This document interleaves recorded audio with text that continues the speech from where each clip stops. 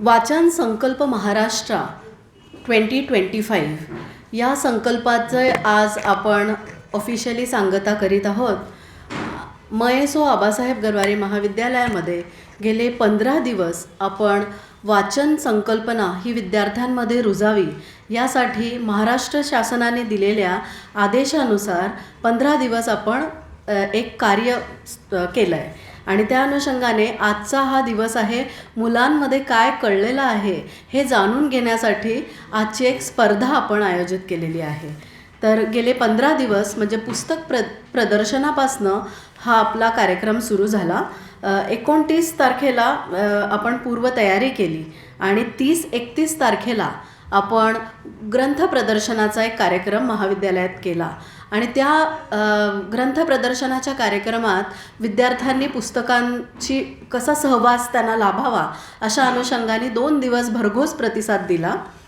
मग आपण 1 तारखेला वाचन कौशल्याची एक कार्यशाळा संपूर्ण दिवस घेतली आणि यासाठी माननीय प्राचार्यांनी आपल्याला मार्गदर्शन केले. आज माननीय प्राचार्य जे कार्यक्रमाचे अध्यक्ष आहेत ते आज कर्तव्य रजेवर आहे, म्हणूनच महाविद्यालयाचे प्रबंधक डॉक्टर अविनाश गोरे सर इकडे आलेले आहेत. परत इंग्लिश डिपार्टमेंटच्या प्रमुख डॉक्टर लीना चांदोरकर मॅडम आपल्याकडे आहेत. डॉक्टर वर्षा तोडमल ज्या मराठी विभाग प्रमुख आहेत त्या सध्या भाषेचं पंधरवडा या कार्यक्रमात बिझी आहे. हिंदी विभागामध्ये डॉक्टर दशरथ वाघ सर हे देखील या कार्यक्रमाला अप्रत्यक्ष स्वरूपात प्रेझेंट आहेत. त्यांनी बरंच सहकार्य आपल्याला केलेलं आहे पण आत्ता ते येऊ शकलेले नाही आहेत. NSSचे जे सर आहेत वाळून सर, डॉक्टर वाळून सरांनी विद्यार्थ्यांचा सहभाग देऊन या कार्यक्रमाला यशस्वी करण्यास पूर्ण प्रयत्न केलेला आहे. असे तिघेही जे प्रतिनिधी आहे एका समितीमध्ये गठीत झालो होतो आम्ही आणि त्या अनुषंगाने 1 तारखेला आपण एक कार्यशाळा घेतली ज्याच्यामध्ये आपण वाचन कसं करावं, वाचनाचे फायदे काय आहेत, वाचन करताना काही गोष्टी आपल्याला लक्षात आल्या पाहिजे. जसं आपण एक रेझोल्युशन केलं होतं की that was a resolution for the new year and according to that we had celebrated 1 January as a वाचन संकल्प. आपण तो संकल्प केला होता आणि आज इतके जास्त विद्यार्थी इथं उपस्थित आहे याचा अर्थ तो संकल्प पूर्णत्वाला आलेला आहे आणि फक्त 15 दिवस नाही तर आपण रोज वाचूयात या अनुषंगाने आपण तयारीला लागलेलो आहोत. म्हणजे जे काही नवीन वर्षाची आपली सुरुवात छान झालेली आहे. 3 तारखेला आपण जे काही 3 जानेवारी ही सावित्रीबाई फुलेंची जयंती असते त्याच्या अनुषंगाने आपण ग्रंथालयातर्फे एक कार्यक्रम घेतला होता. सावित्रीबाई फुले जीवन कार्य व त्यांचे लिखाण याच्यासाठी सुरेखा खरे मॅडम नेसवाडिया कॉलेजमधनं आपल्याकडे आल्या होत्या. विद्यार्थ्यांना त्याने सावित्रीबाईंचे जे लिखाण आहे त्याच्यावर मार्गदर्शन केलं होतं. या उपक्रमाचा देखील विद्यार्थ्यांना लाभ झाला होता. त्याच्यानंतर नेक्स्ट कार्यक्रम आपण केला होता तो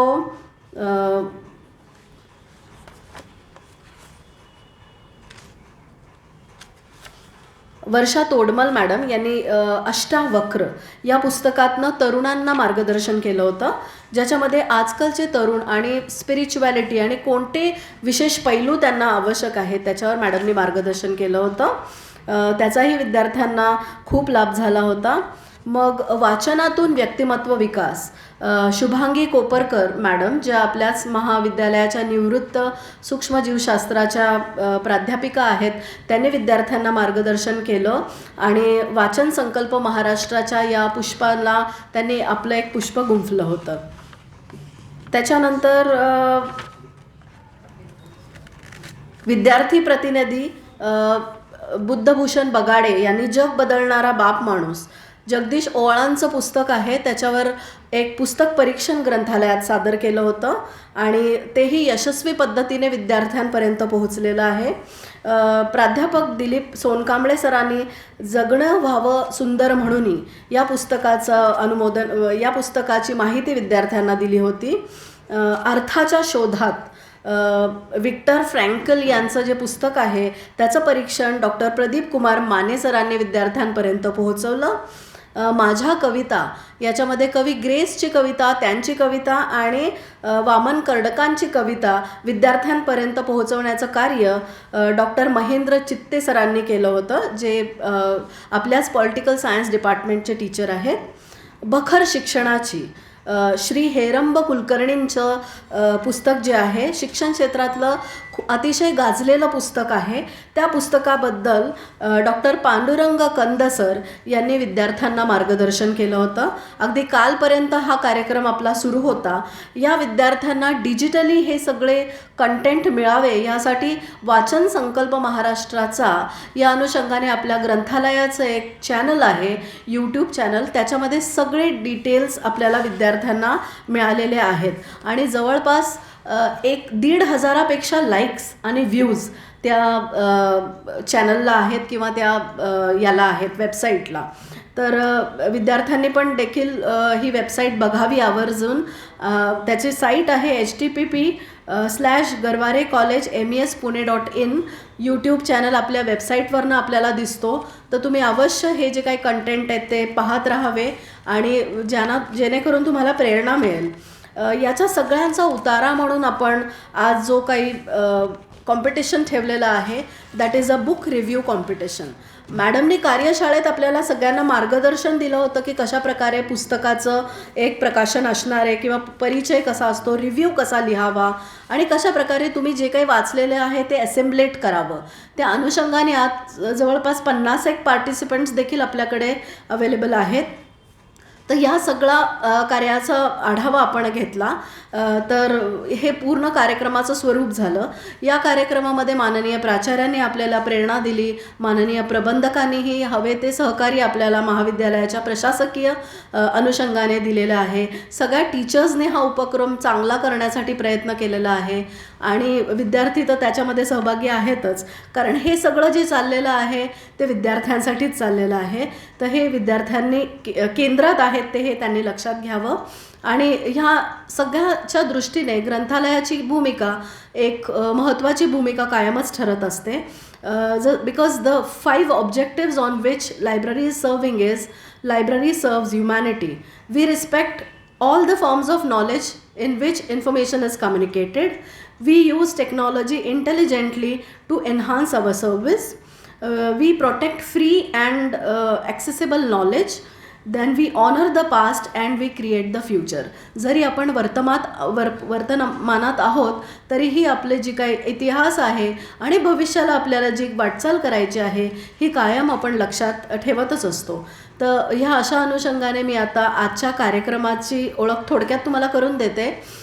कार्यक्रमामध्ये 2 जजेस आहेत आपल्याच महाविद्यालयाच्या इंग्लिश विभाग प्रमुख डॉक्टर लीना चांदोरकर मॅडम आणि त्यांचे सहकारी डॉक्टर सुनील करपट्टी सर. हे विद्यार्थ्यांनी जे काही लिहिलेलं आहे त्याचं इव्हॅल्युएशन करतील आणि एकंदरीत कसा रिव्ह्यू असावा अशा प्रकारचं थोडंसं मार्गदर्शन लीला चांदोरकर मॅडम करतील. तर आता मी चांदोरकर मॅडमला अशी विनंती करते की विद्यार्थ्यांना थोडक्यात मार्गदर्शन करावे.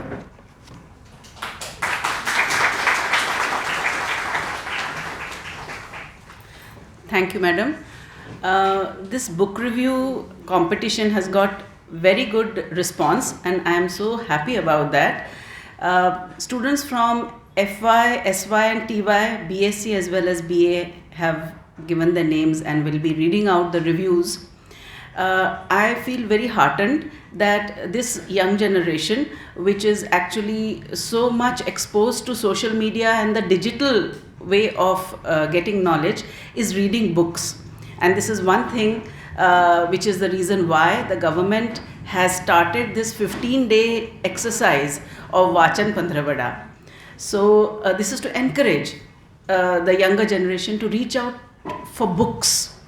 Now, I have already told you, I have guided you a little bit about how to write a review, and basically what is expected is that you have to succinctly give a short summary of the book. You have to talk about the form and the content. Form means how is the book, what is the quality, of the paper? What is the print like? Is it cost effective? Is it a hardback? Is it a paperback? That. And the content is it easily understandable? How is the language? Is it written in a lucid manner, entertaining manner? And ultimately, you have to give your evaluation. Do you recommend it? Or is it worth the money you have spent? All this. As I have told you before, you have to read out your review. After 3 minutes, the timekeeper will ring the bell once. So it is a warning bell. And after that, 1 more minute you will get to wrap up everything. And then she will ring twice. That is the 4th minute. And you have to just finish. Okay? This is so that everybody gets an opportunity to read their reviews. So we look forward to an entertaining and very insightful time where we will be exposed to a lot of books. This is going to be time well spent, I would say. So yes, all the best to all the participants, and to the audience I would say, sit back and enjoy.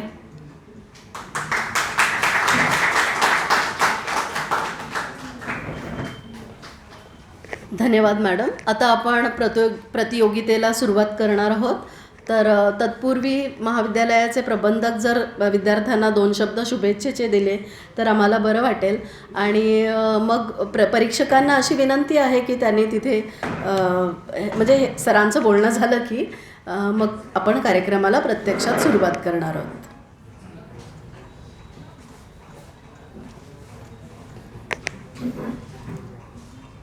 सर्वांना नमस्कार.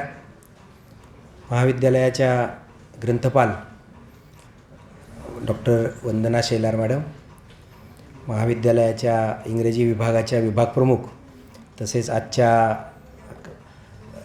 कॉम्पिटिशनच्या जज doctor Leena Chandorkar madam, महाविद्यालयाच्या मराठी विभागाच्या प्रमुख doctor वर्षा तोडमल आणि इंग्रजी विभागाचे सहकारी आमचे, तसेच आजचे दुसरे जज करपट्टी सर. महाराष्ट्र शासनाच्या सूचनेप्रमाणे आपण हा जो 15वडा सुरू केला होता 1 जानेवारी ते 15 जानेवारीपर्यंत, तर त्याचा आज सांगता समारंभ आहे. आणि त्याच्यात एक शेवटचं मला वाटतं बुक रिव्ह्यू कॉम्पिटिशन असं आपण घेतो आहोत. तर ग्रंथालयाला फार पूर्वीपासून आपण ग्रंथालय असं म्हणत होतो, पण नवीन राष्ट्रीय शैक्षणिक धोरणामध्ये त्याचं नाव आता नॉलेज रिसोर्स सेंटर असं झालेलं आहे. बरोबर आहे. त्यामुळे ग्रंथालयातून अनेक प्रकारचं नॉलेज वेगवेगळ्या घटकांना मिळेल अशी आपल्या महाविद्यालयाची कायमच धारणा असते. गेले अनेक वर्ष मॅडम त्या पद्धतीने काम करत आहेत. आणि आपलं ग्रंथालय एक अनोखा उपक्रम दरवर्षी मला वाटतं राबवतं की किती तास ग्रंथालय 14 तास अभ्यासिका. अतिशय रेअर हा उपक्रम आहे की जो मला वाटतं आपल्याच कॉलेजमध्ये पहिल्यांदा सुरू झाला. अन्य ठिकाणी कदाचित आता चालू झाला असेल, पण पहिल्यांदा आपण सुरू केलेला मला जाणवतो आणि माहिती आहे. तर असं आपलं अतिशय सुसज्ज असं ग्रंथालय आहे, ज्याच्यात अनेक प्रकारच्या तुम्हाला बुक्स मिळतील. अनेक काय म्हणूया गोष्टी अशा आहेत की ज्याच्यातनं तुम्ही तुमचं नॉलेज वाढवू शकता. तर अतिशय उत्तम हा आपल्या महाविद्यालयाने आणि सर्व सहकाऱ्यांनी 15वडा साजरा केलेला आहे. आणि त्याच्यात निश्चितच विद्यार्थ्यांचं योगदान हे खूप मोठं आहे की विद्यार्थ्यांचा भरघोस प्रतिसाद या सगळ्याला आपल्याला मिळालेला आहे. तर आजच्या सगळ्या कॉम्पिटिशनसाठी सर्व विद्यार्थ्यांना मी हार्दिक अशा शुभेच्छा देतो आणि थांबतो. Thank you.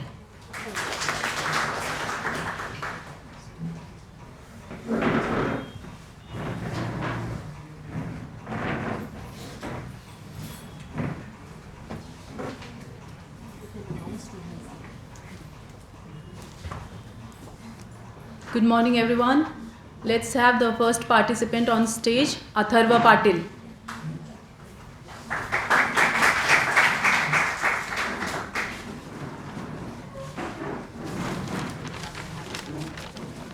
Good morning everyone. I am Atharva Patil from FIBSC. So today I am going to present you my book review. The book name is Shriman Yogi, authored by Ranjit Desai. It is a monumental piece of literature that vividly recounts the life and the legacy of Chhatrapati Shivaji Maharaj, known for his unflinching patriotism, military acumen, visionary leadership. He was one of the India's greatest historical figures. Author's masterful storytelling brings out the essence of Shivaji Maharaj's character, portraying him not merely as a larger-than-life hero, but as a human being, driven by deep convictions, immense courage, and remarkable humility. This historical novel transcends the boundaries of mere documentation, weaving a tapestry of politics, emotion, culture, and philosophy. The book doesn't just narrate events, but immerses readers into the soul of transformative era in the Indian history, making it as emotionally stirring as it is historically enlightening. The narrative begins with the Shivaji Maharaj's early life under the influence of his mother, Jizabai. Author delves into the formative years of Shivaji Maharaj, showcasing how his mother Jizabai's vision, teachings, sacrifice laid the foundation for his dream of Swarajya. As story continues, we witness Shivaji Maharaj's gradual transformation into a formidable king and a cunning strategist. From his indigenous guerrilla warfare tactics to his diplomatic victories, every milestone in his life is deeply and richly detailed in this book. Author tries to portray the personal and the political struggles of Shivaji Maharaj with a rare sensitivity, painting a beautiful portrait of a leader driven by a vision larger than himself. Author's writing is lucid, evocative, deeply emotional. The blend of grand historical events and human moments ensures that readers remain engaged throughout the novel. Dialogue reflects the political and the philosophical depth of Shivaji Maharaj's great vision or worldview. Author's ability to transit between these layers keeps the narrative fresh and gripping. For me, Shriman Yogi is not just an book, it is a bridge to the past. It offers a wide and multidirectional view towards the 17th century condition and Shivaji Maharaj's governance, leadership, and perseverance and morality. Shivaji Maharaj's story resonates as a timeless reminder of how vision and values can overcome the greatest adversaries. I think this book is a treasure full of pride and richness of Marathi culture. I think this book highlights why Shivaji Maharaj is worshipped as a god in the states of Maharashtra and Karnataka. Ranjit Desai's Shriman Yogi is an unparalleled work of historical fiction. It encapsulates the essence of Shivaji Maharaj's life, legacy, while resonating with the universal themes of resilience, justice, and hope.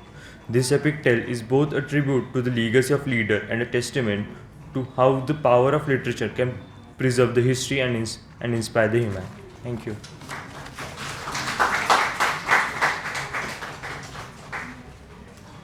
The next participant is Shubham Nongtambam.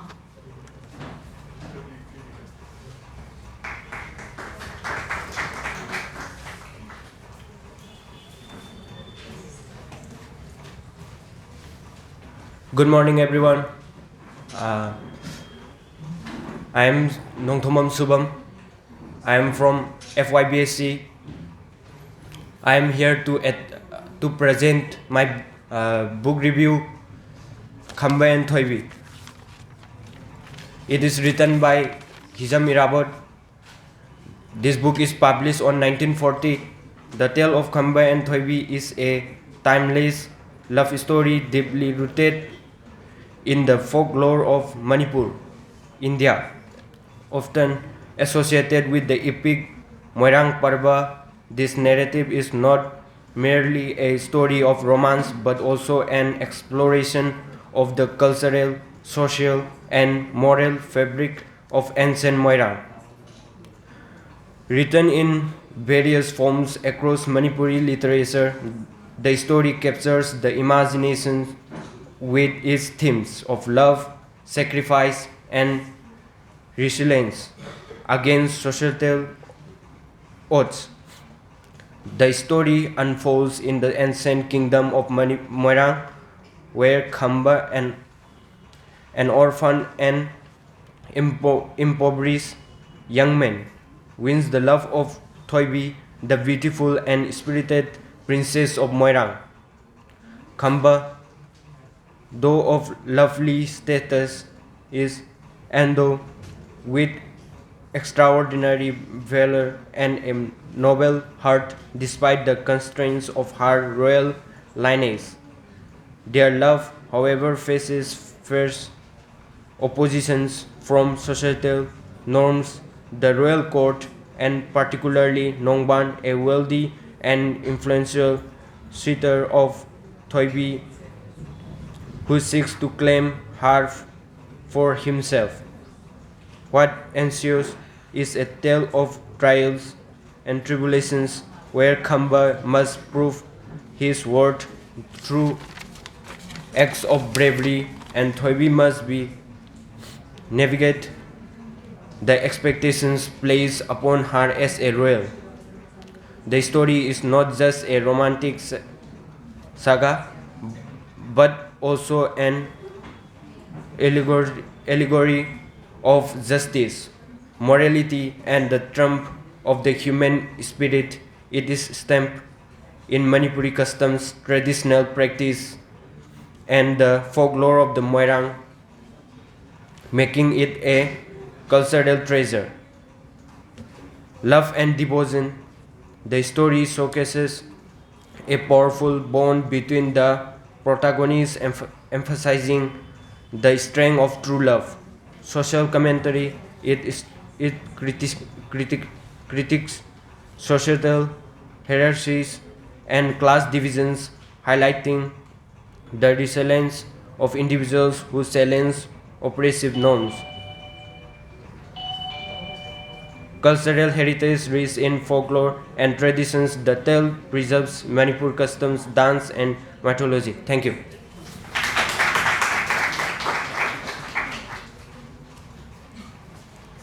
Disha Chogule.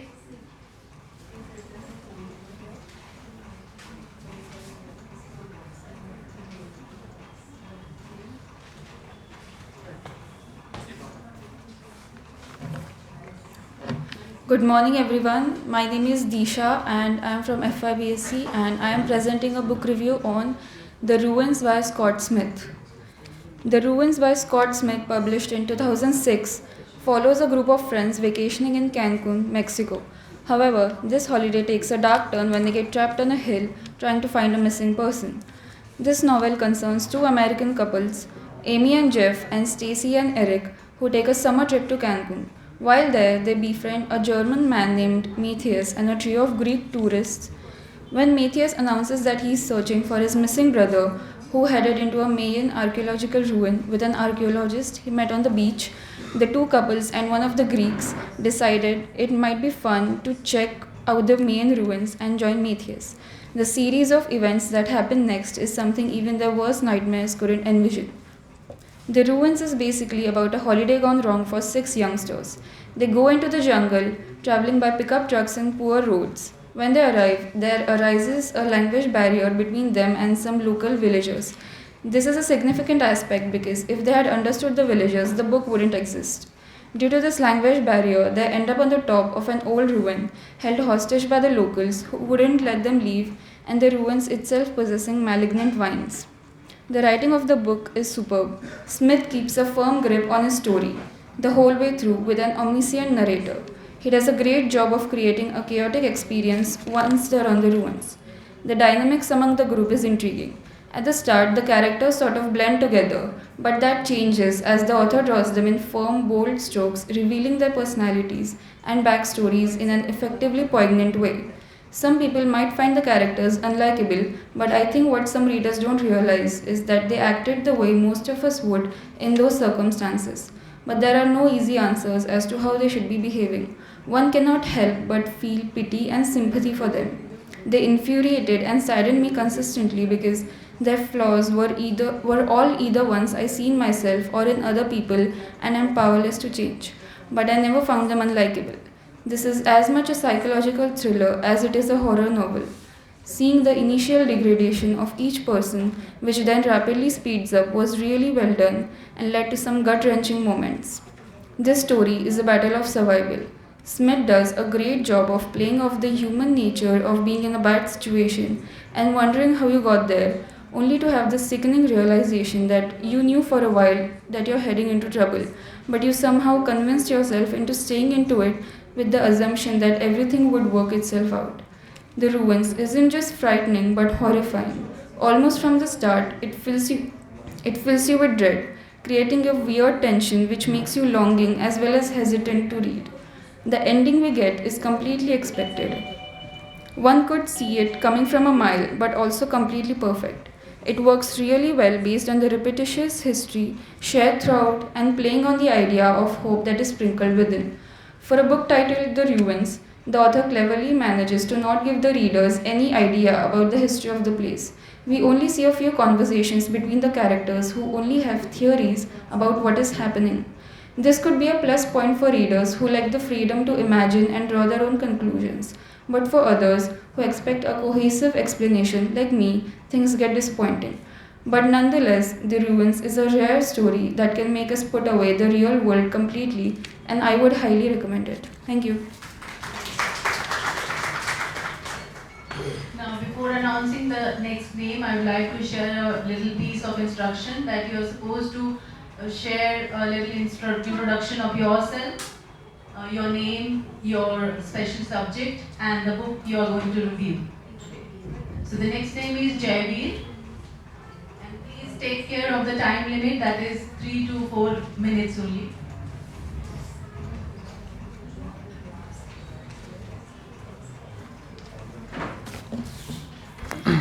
Good morning everyone, my name is Jay and today I will present the book review of the book Chhawa written by Shivaji Sawant.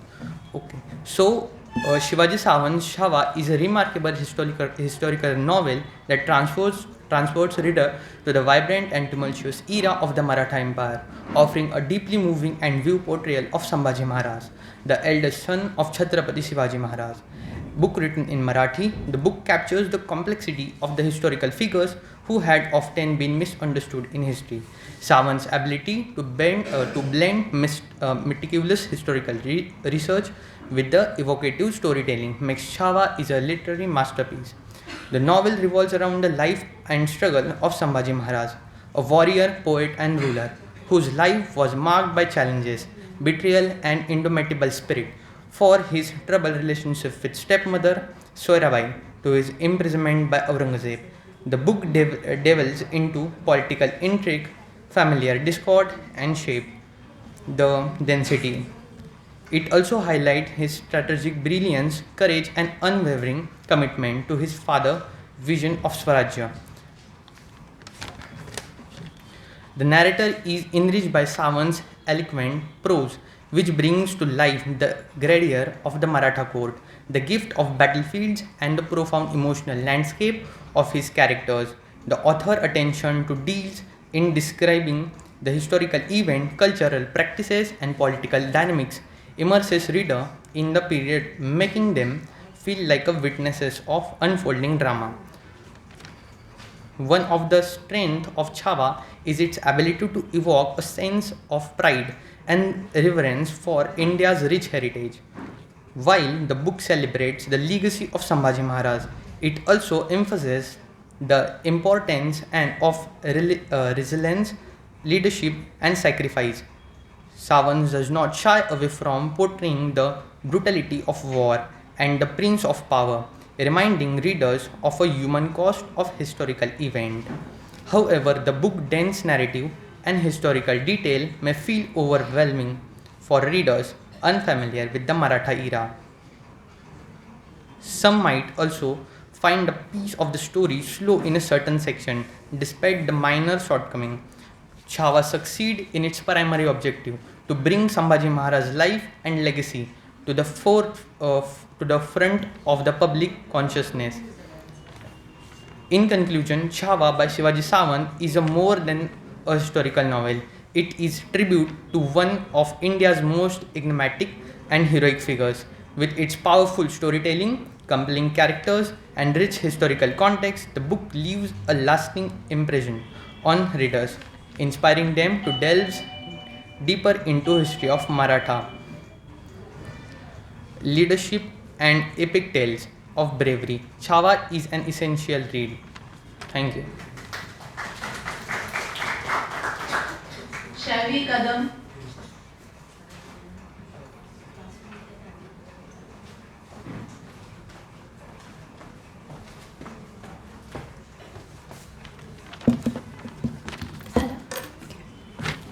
Good morning, everyone. What would you do if today were your last day? Scary thought, right? Well, I'm Shaivi Kadam, an English major from SYBA, and the book I shall be reviewing today is Adam Silvera's They Both Die at the End, which doesn't just ask this question, but takes you on an emotional roller coaster that breaks away from convention and delivers a narrative that feels more like a mosaic than a straightforward tale.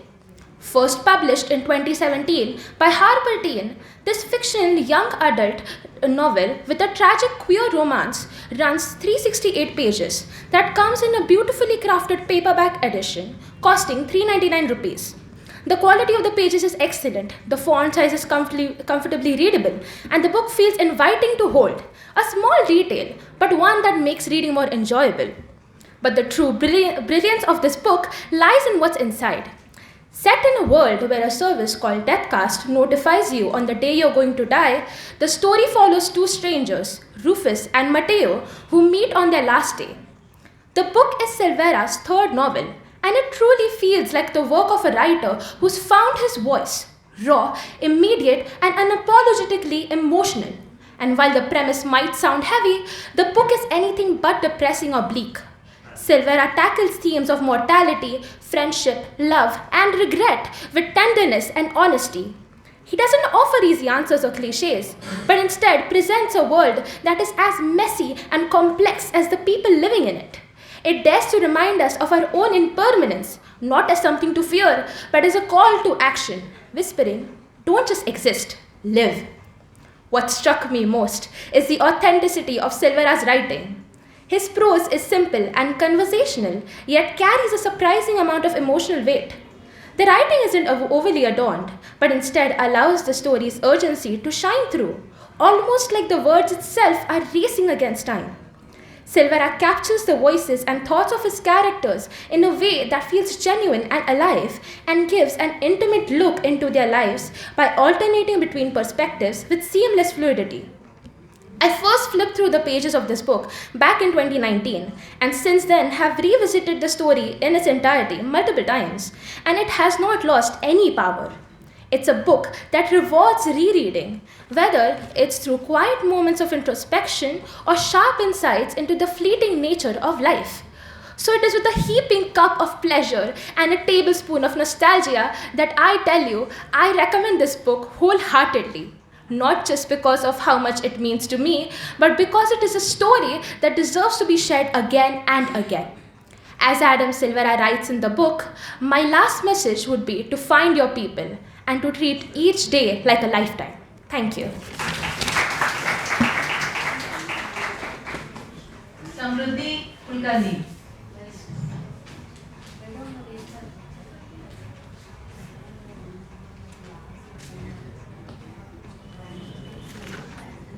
Good morning all. I am Samruddhi Kulkarni from FYBSc. I am doing statistics major from next year. Today I am going to talk about Alex Michaelides' The Silent Patient. It is a brilliant and chilling psychological thriller that delves into the complexities of human mind, exploring guilt and obsession. The Silent Patient took the world by storm when it was first published in 2019. The Silent Patient I saw about The Silent Patient on Goodreads, Instagram, and YouTube. I remember roaming on a nearby street to finally find this book on a stall. The Silent Patient is one of the first novels of Alex Michaelides and is undoubtedly the best one. It is a psychological thriller that glues the reader from the start to the very end. The story revolves around a woman named Alicia who allegedly kills her husband by shooting him 5 times in the head. But strangely, after killing him, she never spoke again. As we read through her past, we come to know that she loves her husband more than anything else. Would someone believe that one afternoon she would shoot her husband? The question remains lingering. Why did she do it? But she goes silent thereon, even in a trial which leads her admitting to an asylum. The mystery remains unsolved until our narrator, Theo Faber, a psychotherapist, decides to break her silence. At points, his unwavering determination to break her silence might develop a little suspicion in the reader. The novel delves deeper into the psyche of both the narrator and the protagonist and connects the dots from the past to the events that led to the murder. The novel is written in three different perspectives: Alicia's perspective told through her diary, Theo's perspective in the present, and the Theo's perspective in the past. The themes of love, marriage betrayal, childhood trauma have been vividly explored throughout the novel. At its core, The Silent Patient is an exploration of trauma, guilt, and psychological scars that can shape a person's behavior. The novel also examines the way in which people create facades to protect themselves from the painful truth in both personal life and interaction with others. The story also shows the theme of obsession in the context of Theo's fixation of Acelia. The novel raises important questions about the dangers of obsession and the way in which it can distort a person's perception of reality. I personally feel that it is a masterfully written thriller that keeps the reader on the edge of the seats. Thank you. Janvi Panse.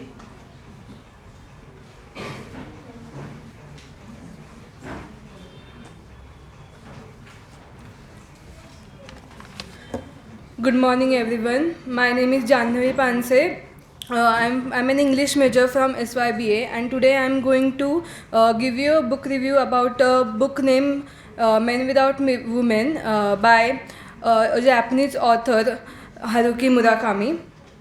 Murakami's Men Without Women is a poignant exploration of loneliness, alienation, and the complexity of human relationship. This collection of 7 short stories revolves around men who, for one reason or another, find themselves cut off from meaningful connections with women. This was my first Murakami read. I had always wanted to read Murakami, and delving into the short stories collection was a nice idea. This book shows the reality of how fragile a man can be. The central theme of the book is the profound loneliness experienced by men. Each story offers a unique perspective on the theme, weaving narratives that range from realistic to slightly surreal. The men in the stories have suffered a breaking of relationship with women, either due to breakup, either due to death, abandonment, or love affairs. The yearning of these men to make connections and the despair they endured is palpable. The Murakami conveys what exactly they are going through with few and simple words, making the readers experience the heartbreaks these men have endured. Overall, Men Without Women is a beautifully crafted collection on isolation, loss, and the growing urge to find connection with someone in this world. It is a must-read for anyone who has ever felt the ache of being alone. Thank you. Atmaja Joshi.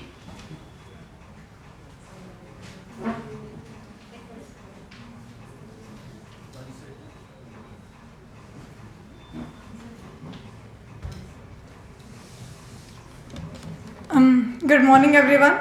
My name is Atmana Joshi. I'm from SYBA English major. So, the age of social media, the celebrity culture, and internet. Today, that celebrity culture does not have a mystique that, let's just say, the glamorous world of 1950s and 1980s Hollywood had. Today, we can connect with these high-profile celebrities through the tip of our fingertips. Yet, this world of Hollywood during the 1990s or even 2000s, before 2000s, was something of an unattainable dream to an outsider.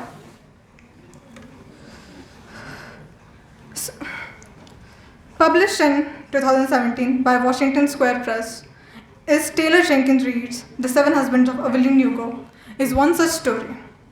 We follow the recluse fictional Hollywood icon Evelyn Hugo, who started in 1950s and left by 1980s, the sexy bombshell, and the tale of her husband's ruthless ambition and a love that she truly protected with her whole life. This tale of glamour and secret is followed through the years of Moni Grant, an interviewer. Evelyn was rather insistent upon. Why so? Now that's a question the book will answer for you. As much a much beloved book on the famous or infamous Bookstagram, that was more than enough for me to stay away from the book. Yet, my friends praised it and I knew I had to see through those 385 pages. But by the end of my journey, the only thought that remained in my mind was, damn, that's an empty book. The book, while it does share some interesting ideas, comes across as rather gossipy, a quality I could not find myself enjoying. And then there is our primary character, Evelyn Hugo. She is the boss babe you either completely devote yourself to or just pinch your forehead at. Unfortunately, I was the latter. Imagine having to mutter, "Woman, please stop thinking one too good of a sexy night is a love for a lifetime." And that too in middle of your reading? Yeah. But despite my clearly disappointed words, the book is certainly a good one-time read. But do I find myself revisiting the book ever again? Of course not. But if you do find yourself revisiting this book, I'm certainly interested in knowing just how much tea do you all enjoy. So, my dear audience, steal your friend's Evelyn Hugo. Yes, I do not recommend spending those 17 USD. Grab some tea and read through the tea one can find about the glamorous Hollywood life of the 1950s and the 1980s. Thank you very much. Prachi Pandey.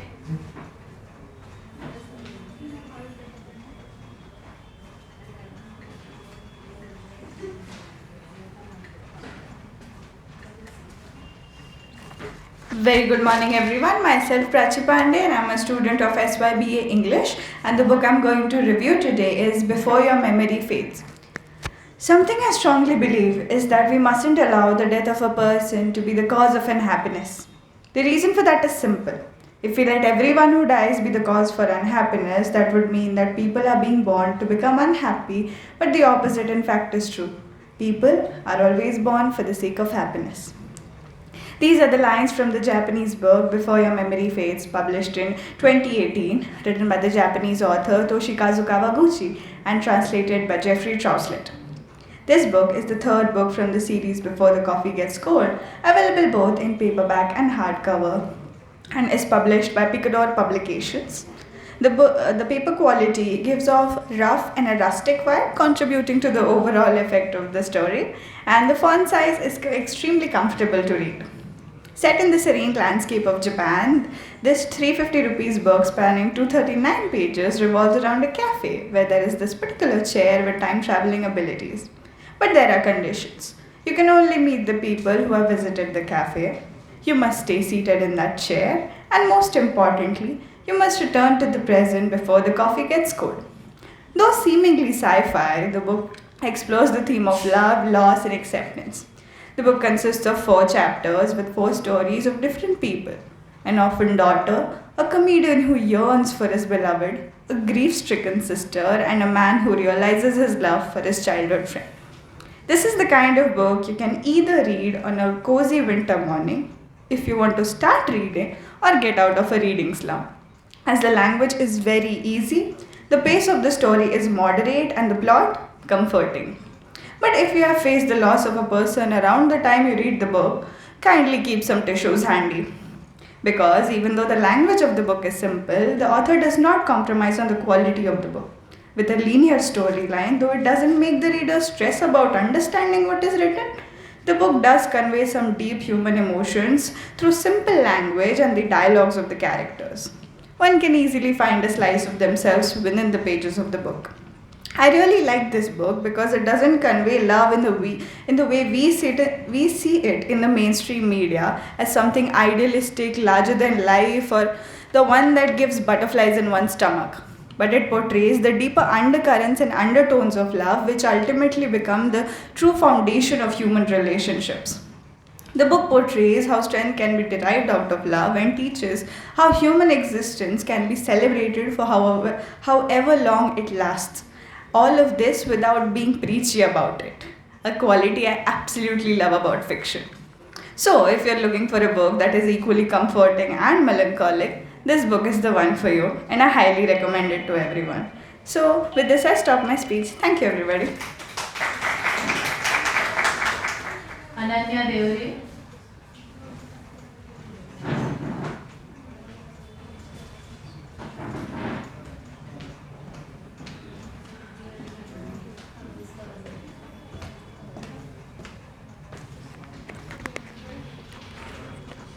The loyalty of police officers should be with the Constitution, which is the prime instrument of governance, and not with the governing leaders, says Meera Chadda Borwankar. Good morning to respected teachers, dignitaries on the dais, and my dear friends. I, Ananya Nitin Devre, would like to give a book review on an incredible memoir by one of the most uncompromising police officers of India, former IPS officer Meera Chadda Borwankar. Madam Commissioner is a non-fiction book which was published in the year 2023 by Penn Macmillan India. The book consists of 296 pages divided among 38 chapters, each focusing on a specific incident. The price of the book is Rs 499 and it is available in hardcover as well as paperback. Meera Chadda Borwankar graduated from India's National Police Academy as the sole woman of its 1981 batch. She is a recipient of President of India Police Medal for Distinguished Services. Borwankar also holds a PhD in Organizational Management and LLB from University of Pune.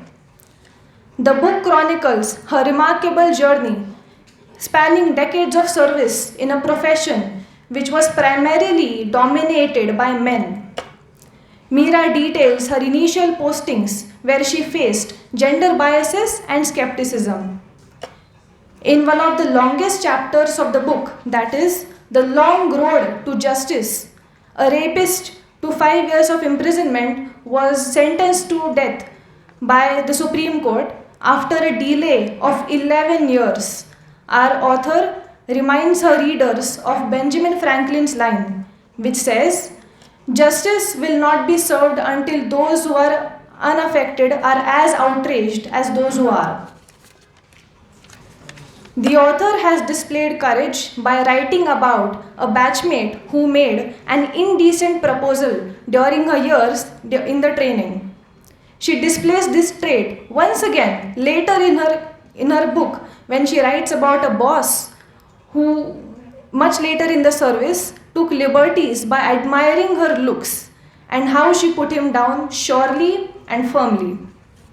There is a narration of the author going for a walk with two senior IAS officers. I find this narration pretty interesting. Both the officers felt that civil servants should align themselves with a particular political party so that they will not be able to suffer in the future. The author says that this is contrary to what they were taught in the training, that is, they have to be neutral throughout their career. In my opinion, each chapter is a captivating story in itself. The book offers an educational perspective to general readers. I highly recommend Meera Borwankar ma'am's book, that is Madam Commissioner, to readers who seek an inspiring and insightful account for leadership and resilience and integrity in public service. I also hope that it encourages people to don the uniform or take interest in the working of the criminal justice system. That is, we have to become active participants in the rule of law rather than mere spectators. Thank you for your patient hearing. Someshwar Lashkare.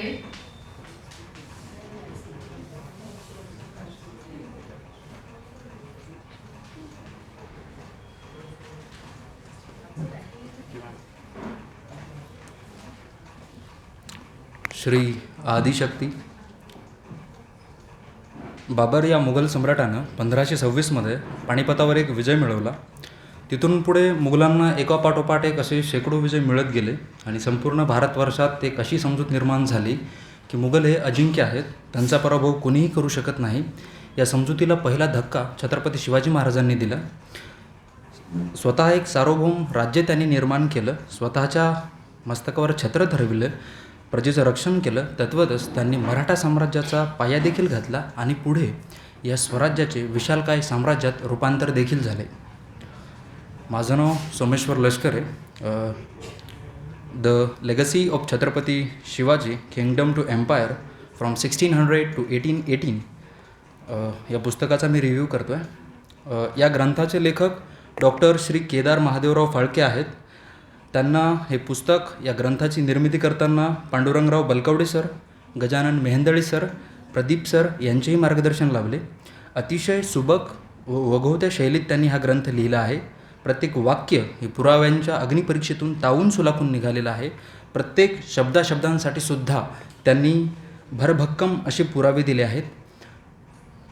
Shri Shivaji memorial committee Shri Shailam यांनी 2021मध्ये हे पुस्तक प्रकाशित केलं. या पुस्तकाची किंमत 800 रुपये एवढी आहे आणि एकूण पृष्ठसंख्या ही 369 एवढी आहे.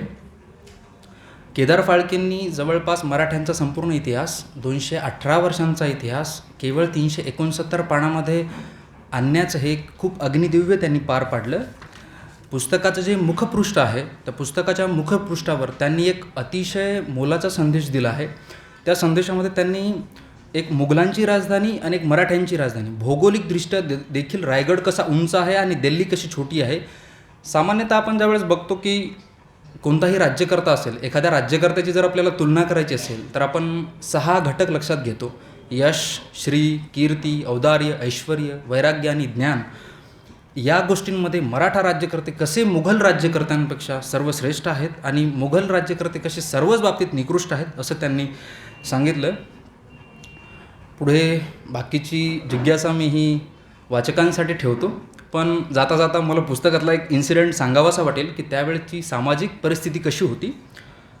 शहाजहानचा एक सरदार होता फिरोज अब्दुल्ला जंग नावाचा. 1632मध्ये तो औरंगाबादमध्ये होता. 1632मध्येच त्याची बदली औरंगाबादहून पाटण्याला झाली. तो पाटण्याला गेला असताना त्याने एक अशी बढाई मारली आहे, त्याला कुठलाही पुरावा नाही आहे. तो असं बोलतो की मी 2 लाख काफिरांची मुंडकी मारली आहेत.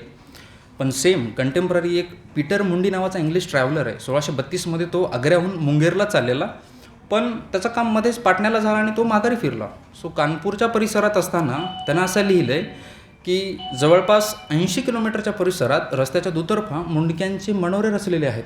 आणि तो हेच त्याच्या अकाउंटमध्ये लिहितो आहे की हे कोण लोक आहेत. हे सगळे ती लोक आहेत, शेतकरी बांधव, ज्यांच्याकडे महसूल भरण्याची पैसे नाही आहेत. त्याच्यासाठी यांची बेसुमार कत्तल उडवली जाते. ज्यावेळेस मराठा राज्यकर्ते आले ते आल्यानंतर ह्या सगळ्या गोष्टी थांबल्या. स्त्रियांची होणारी जनानखान्यातली भरती थांबली, लादली जाणारी धर्मांतर थांबली, मंदिरांची होणारी विटंबना थांबली. एकंदरीतच आर्थिक, भौगोलिक, सांस्कृतिक भरभराटी भारताला आली. त्यानंतर असंही आपण एका याच्यावरून म्हणू शकतो की आजचा जो काही भारत आपल्याकडे शिल्लक आहे तो तेवढाच शिल्लक आहे जिथपर्यंत मराठ्यांची घोडी गेलेली आहे. त्याच्या पलीकडेचा भारत आपल्याकडे राहिलेला नाही. तो एका अर्थानं आपण असंही म्हणू शकतो की खऱ्या अर्थानं मराठे एक आधुनिक भारताचे जनक आहेत. आणि मला तर वाटतं 15 वर्षाच्या समोरील जगातल्या प्रत्येक माणसानं हे पुस्तक वाचायला पाहिजे. कारण की एक माणूस, एक योद्धा येतो काय आणि तो एका छोट्याशा गोष्टीतून काहीच नसताना एक स्वराज्याचा पाया घालतो काय आणि त्याचं एका विशाल काय साम्राज्यात रूपांतर होतं काय. आणि तेवढं स्वातंत्र्य आपल्याला मिळालेलं असूनसुद्धा आपण तिथे जाऊन काही कारणास्तव ते पुन्हा लयाला जातं. मला वाटतं या गोष्टींवर आपण पुन्हा विचार करायला पाहिजेत आणि सगळ्यांनी ते पुस्तक वाचायला पाहिजे. धन्यवाद. ध्रुव पाचलं.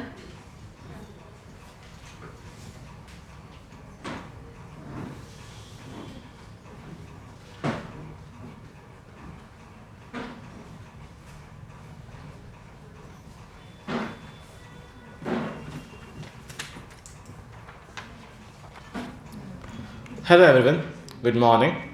This is Dhruva Paslak from SYBA Major English. I will start with a quote. How do you move forward when everything you love is on the line? Beautiful quote indeed, right? This quote introduces us to the book which I am going to review today, You Have Reached Sam, written by a popular Vietnamese American author, Dustin Thao. This is his debut book, which was first published in 2021 by Macmillan's Wednesday Books, available in both hardcover and paperback. You Have Reached Sam by Dustin Thao is a young adult novel about grief and healing. After her boyfriend, Sam, dies in a car accident, 17-year-old Julie Clark struggles to move on. One day, she calls Sam's phone and is shocked when he answers, leading to magical calls that help her process her loss. These conversations give her a chance to say goodbye but strains her relationship with friends and family. The story explores complexities of loss and the importance of support in overcoming emotional pain. This poignant novel explores themes such as grief, loss, love, and moving on. And I feel the author has done justice to these themes. Julie finds herself grieving about the loss of her boyfriend, Sam, because of which she avoids social gatherings, meeting people. But one day, connecting to him mysteriously via calls gives her a strength to live. But she starts sticking on to past more than moving on and focusing and to do something for her career, for her life, for her future. Eventually, being bittersweet to her, or being rude we can say, he explains her importance of moving on in life as she can't stick with him for the whole life. Throughout the 18 chapters, every chapter eventually leads from her being in grief about his death to eventually being motivated and happy enough to move on.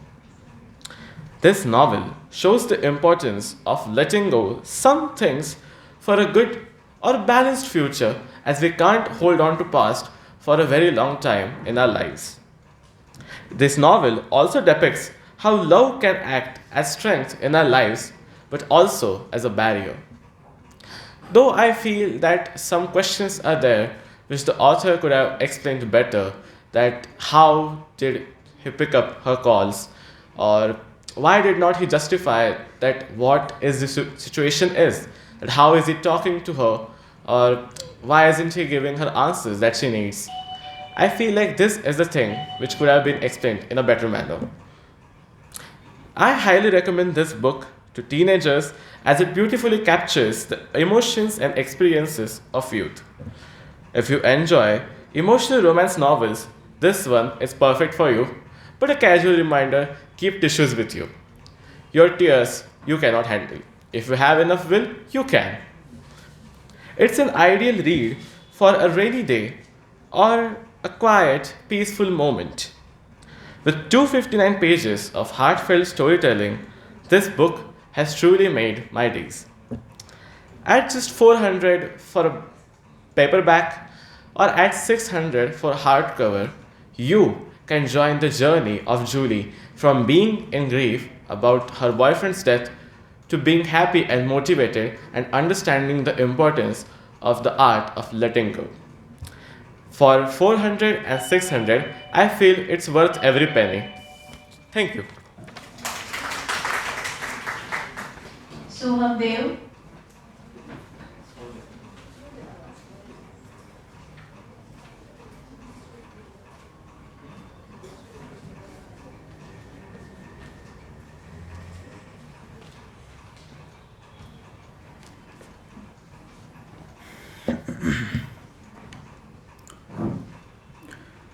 Good morning everyone, I am Soham Dev from SYBA Political Science and I am going to review The Prophet Song by Paul Lynch.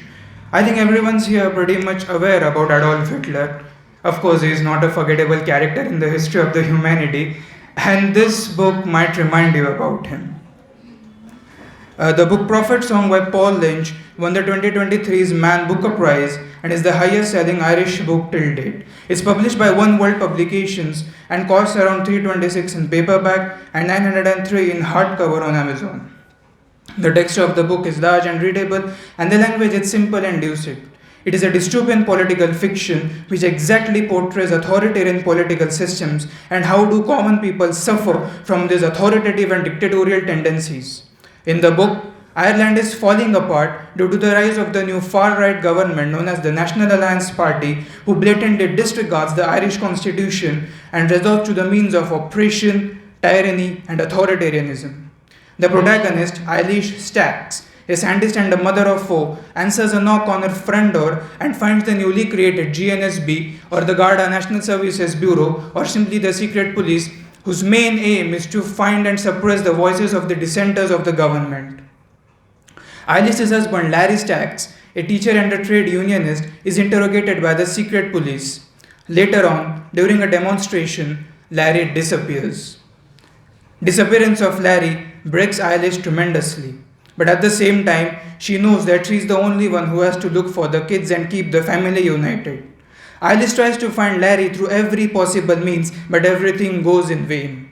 Meanwhile, Eilish has to take care of her father Simon, who is suffering from dementia. In the midst of this calamity, the eldest son of the Stacks family, Mark, constantly challenges the cowardice of his mother. In these times of crisis, Eilish witnesses the sufferings and eventually deaths of her closed ones. This book has also given me a different perspective about a mother whose deep and epic human portrayal and her pursuit to keep everyone safe, united, and survive at any cost, and in the end, to take a daring and life-altering decision, have mesmerized me tremendously. In an interview, author Paul Lynch had said that the Syrian civil war inspired him tremendously to write this book. Just to give everyone a context, the Syrian civil war started in the year 2011 and ended on 6 Jan 2024 by the ouster of Bashar al-Assad, the dictator of Syria. I used to always imagine that how does society and administration would function in authoritarianism, and this dystopian political fiction is a clear testament about the happenings and suffrage in the daily lives of the common people. A quote by Mr. Bertolt Brecht profoundly sums up this book and every single dictatorial regime and tendency in the world, which is, "In the dark times will there also be singing." Yes, there will be singing of dark times. I wholeheartedly recommend this book to everyone present here and just try to envision what curtailment of liberty means. Thank you. Jamuna Chalunke.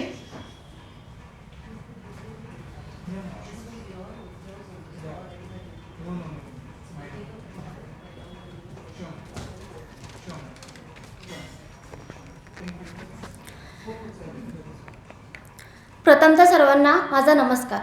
Me Jamuna Solanke TYBA इकॉनॉमिक्सची विद्यार्थिनी. आज तुमच्यासमोर जगदीश चव्हाण यांचं जग बदलणारा बाप माणूस हे पुस्तक मी तुमच्यासमोर मांडू इच्छिते. जगदीश चव्हाण यांनी जग बदलणारा बाप माणूस डॉक्टर बाबासाहेब आंबेडकर यांना विद्यार्थ्यांपर्यंत एका वेगळ्या आणि प्रभावी भाषेमध्ये मांडण्याचा आणि त्यांच्यासमोर मांडण्याचा प्रयत्न केलेला आहे. श्री जगदीश चव्हाण यांनी लिहिलेलं जग बदलणारा बाप माणूस हे कोलंबिया विद्यापीठातील एक पहिलं मराठी पुस्तक प्रकाशित झालेलं आहे. जग बदलणारा बाप माणूस हे पुस्तक वाचल्यानंतर लक्षात येते की त्यांनी नव्या पिढीला, नव्या जगाला एका नव्या भाषेत शून्यातून सुरुवात करून डॉक्टर बाबासाहेब आंबेडकर यांना नव्या भाषेत मांडण्याचा प्रयत्न केला आहे. डॉक्टर बाबासाहेब आंबेडकर एका मर्यादित समाजासाठी, कुठल्याही समाजासाठी मर्यादित नाहीत. त्यांनी अथांग असं विद्यार्थ्यांसाठी, कामगारांसाठी, महिलांसाठी एक वेगळं कार्य केलेलं आहे. ज्यावेळेस मी त्यातला प्रसंग सांगू इच्छिते. बाबासाहेब म्हणतात की मला ज्यावेळेस माझं ग्रॅज्युएशन कंप्लीट करून मला माझं शिक्षण कमी वेळात पूर्ण करून देशी परत यायचं होतं, त्यावेळेला डॉक्टर बाबासाहेब आंबेडकर म्हणतात की मी लायब्ररीमध्ये सकाळी 8 वाजता जायचो आणि शेवटचा विद्यार्थी जो होता तो मीच लायब्ररीमधून परत यायचो. तर त्यांना कमी वेळात त्यांचं शिक्षण पूर्ण करायचं होतं. त्यावेळेला त्यांची अशी एवढी परिस्थिती नव्हती, कठीण परिस्थितीमध्ये त्यांनी जर का एवढं शिक्षण घेऊ शकतात आणि ते हेच म्हणतात की जर मी एवढ्या कठीण परिस्थितीमध्ये माझं शिक्षण पूर्ण करू शकतो तर तुम्ही का नाही. मग आपल्यासाठी विविध सुविधा आहेत, विविध योजना उपलब्ध करून दिलेल्या आहेत. मग आपण का आपले स्वप्न पूर्ण करायचे नाहीत, आपण का मोठे व्हायचं नाहीत. प्रत्येक बापाला वाटतं की त्यांच्या मुलाने डॉक्टर बाबासाहेब आंबेडकरांसारखं व्हावं, पण कुठल्याही बापाला वाटत नाही की त्यांनी रामजी सपकाळ व्हावं. डॉक्टर बाबासाहेब आंबेडकर म्हणतात की मी इथपर्यंत पोहोचलो, माझ्या मागे सर्वात महत्त्वाचा हात जो होता ते रामजी सपकाळ यांचं. हेच जग बदलणारा बाप माणूस. मग जग कोणाचं बदललं हो? जग बदललं इथल्या महिलांचं, जग बदललं इथल्या कामगार वर्गांचं, जग बदललं दलित अस्पृश्य वर्गांचं, म्हणजे आज रोजी अधिकारानं हक्कानं आज बोलू शकतात. जग बदललं माझ्यासारख्या अल्पसंख्याकातून येणाऱ्या मुलीचं, जे आज रोजी इथं धाडसाने बोलू शकते. म्हणून मी आपणास सांगू इच्छिते की हे पुस्तक का वाचावं. कारण ह्याच्यामध्ये जगदीश ओहोळ यांनी विद्यार्थ्यांसाठी एका प्रभावीपणे doctor Babasaheb Ambedkar the symbol of knowledge मांडण्याचा प्रयत्न केलेला आहे. मला या पुस्तकातला आवडलेला विषय म्हणजे डॉक्टर बाबासाहेब आंबेडकर यांनी फक्त त्यांचं शिक्षणच पूर्ण नाही केलं तर एका माणसाला एक माणूस म्हणून जगण्याचा अधिकार दिलेला आहे. म्हणून मी आपल्या सर्वांना विनंती करते की पुस्तक सर्वांनी वाचावं आणि मी खात्री देऊ इच्छिते की जर पुस्तक वाचलं तर नक्कीच तुमचंही जग बदलेल. आणि शेवटी एक सांगते की जो पुस्तक वाचत नाही तो एकदाच मरतो आणि जो पुस्तक वाचतो तो 1000 वेळा जगतो. धन्यवाद. शबाना मुल्ला.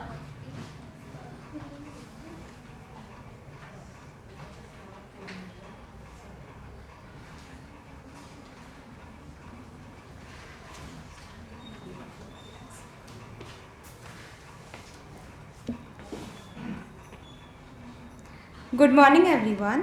Myself Shabana from FIBA English.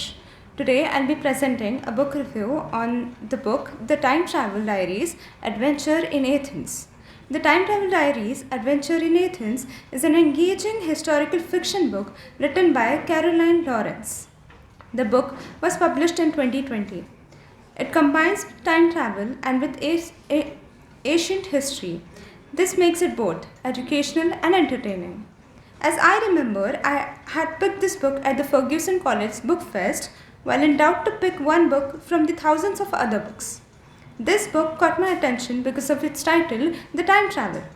The story is about Alex, a young boy from the 21st century who is very smart and eager to gain knowledge through time travel and go back into ancient Athens during its golden age. This book uses such effective sensory details to describe the city so well that you can imagine walking through the streets of Agora and seeing their odd way of dressing, wearing a thin piece of cloth covering some part of your body and smelling that disgusting scent. However, Alex soon realizes that navigating through this ancient world comes with its unexpected dangers, and that he must use wit and the knowledge that he had learned before the time traveling will help him get out of it safely.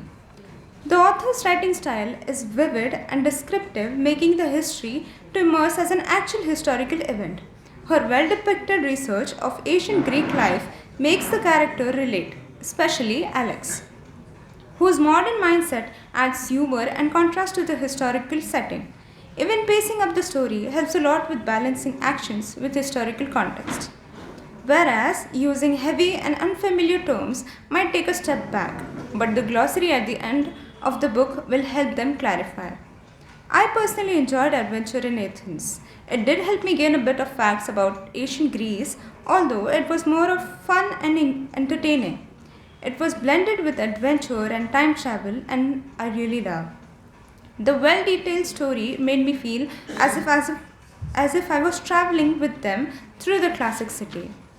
I would love to recommend this book to readers who love science fiction, adventure, and time travel.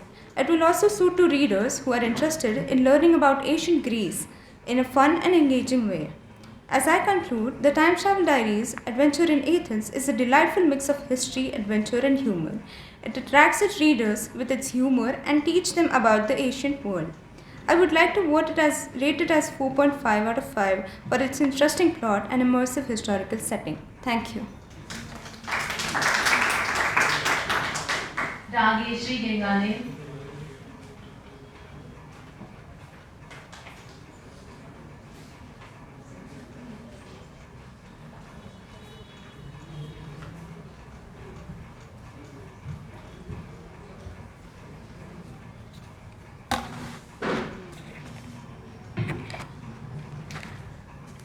So, a very warm morning to everyone present here. I am Rageshri from TYBA Psychology major.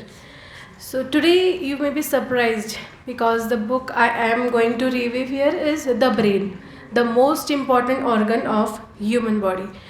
But believe me, this is not the book of only a biological perspective, it is our fun time reading. Written by David Eagleman, who is the most influential American neuroscientist and a neuroscience professor at Stanford University. He has gifted the world some best-selling books like Incognito, The Runaway Species, Some, and The Brain. This book is published by Canongate Publication for Indian subcontinent in 2015. Interestingly, the writing style of American author is so good that even the first-time reader can effectively adapt to its informative perspective. The Brain, which is the author actually subtitles as the story of you. So the work and extraordinary potential of human brain is aptly curated into beautiful examples. As it is more than just the work of science and superficiality, it engages widespread readers worldwide to deep dive into the world they relate to. So I got this book from ABC in a discounted price of 200, but the original price may rise to for 400. And the structure of this book is a bit different. This is the first book I have read which has no index, and the author has very mindfully engaged us by asking only 6 thought-provoking questions and about consciousness, free will, and the nature of reality. So these 6 questions are the 6th chapter of the book. So Brain, the story of you, is a fascinating journey into the inner workings of our minds, exploring how our brains shape our perspectives, emotions, and actions. Eagleman quotes the book as the story of how our life shapes our brain and how our brain shapes our life.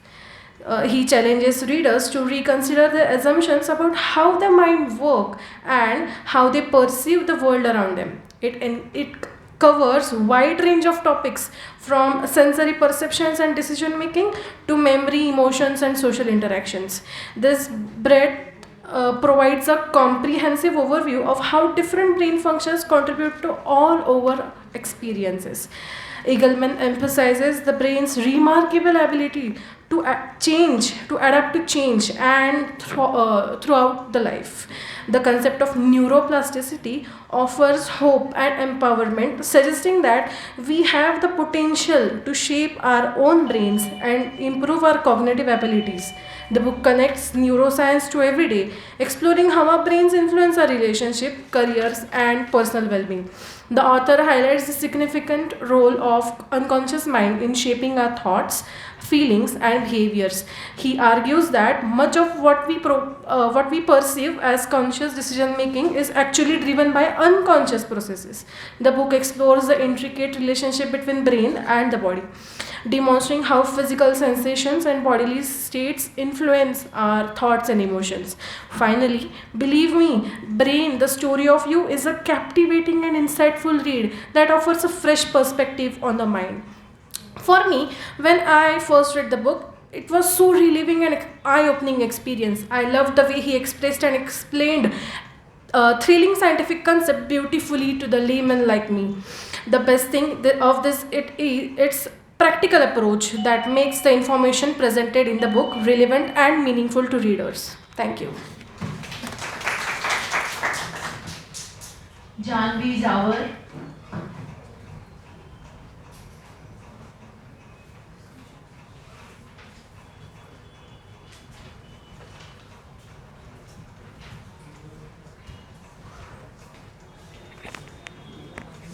Hello, myself Janvi from FYBA. I will be giving book review on the book Attitude by Adam Ashton and Adam Jones. The book is a motivational and self-help book. The book is divided into 5 parts, which are vision, change, learning, fear and boldness. The book is based on real life experiences of people which we can relate to ourselves and make small changes in our daily lives. The book tells you that the person who fails the most wins. Through many relatable examples, you have to overcome your fear to become bold. Every chapter teaches you something new. In the chapter Vision, the authors emphasize that having a clear vision allows individuals to focus their energy and efforts toward meaningful goals. By creating a strong and purposeful vision, individuals can create a life of fulfillment and purpose. In the chapter Change, the authors emphasize embracing change with a positive mindset, viewing it as an opportunity rather than a threat. By accepting and navigating change with the right attitude, individuals can unlock new possibilities and achieve personal transformation. In the chapter Learning, it is portrayed as a lifelong process essential for growth and success. Continuous learning with positive attitude is key to achieving one's full potential. In the chapter of Fear, it is explored as a natural but limiting emotion that often holds back people from achieving their goals. Creating courage and positive attitude helps transform fear into success. And in the chapter Boldness, it is presented as the courage to take action despite of fear. The authors emphasize that boldness leads to growth, innovation, and success. They encourage readers to step out of their comfort zones, take calculated risks, and seize opportunities. This book is helping me to overcome my fear of public speaking, and it has encouraged and inspired me to participate here today and stand in front of you and speak. The book is available in both paperback and hardback editions, published by Penguin India. The cover features a simple yet attractive green design with minimalistic elements, making it visually appealing. The authors employ simple and lucid language, making complex ideas accessible. Overall, the book is well regarded for its high quality presentation and reader friendly language. It is a must read book. Thank you. Raj Gauri Bhute.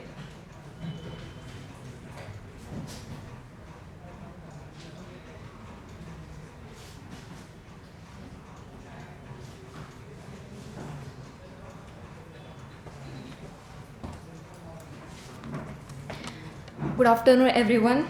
I am Raj Gauri Bhutte from FYBA. Today I will be reviewing the novel Orbital by Samantha Harvey. Samantha Harvey's The Orbital is an extraordinary novel set in the International Space Station, where 6 astronauts from different parts of the world live and work together. The story happens over 24 hours as the station orbits Earth 16 times.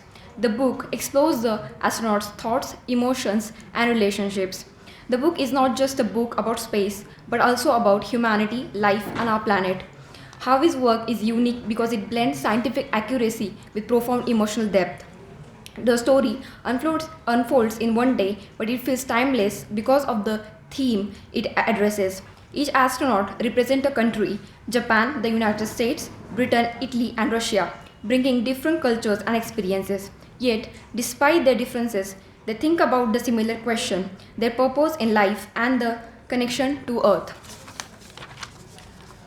One of the main ideas of the book is about understanding life. From space, the astronauts see Earth as one big connected space. It makes them think about their own lives and world and the family they have left behind.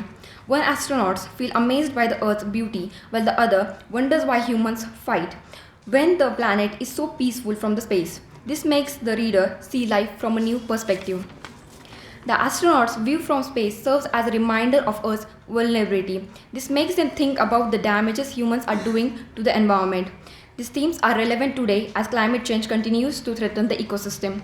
Harvey's writing is poetic and clear. She describes Earth and space in a way that feels real and beautiful. Harvey's words help readers to imagine what's it like to be in space. She describes Earth as a blue jewel floating in the dark. This simple line tells us how beautiful and special our planet is. She also writes about the astronauts' feelings and their thoughts. The writes about the big ideas and small personal moments. This makes the book thoughtful as well as emotional.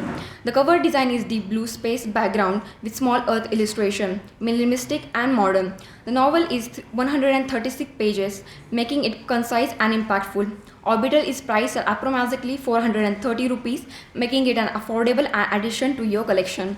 The Orbital has received a lot of praise from the critics, love how it is a mix of space with philosophy. The book has also won several awards, including the Booker's Prize of 2024. Reading the Orbital felt like a journey through space. It made me think about the life, our planet, and how we are connected despite our differences.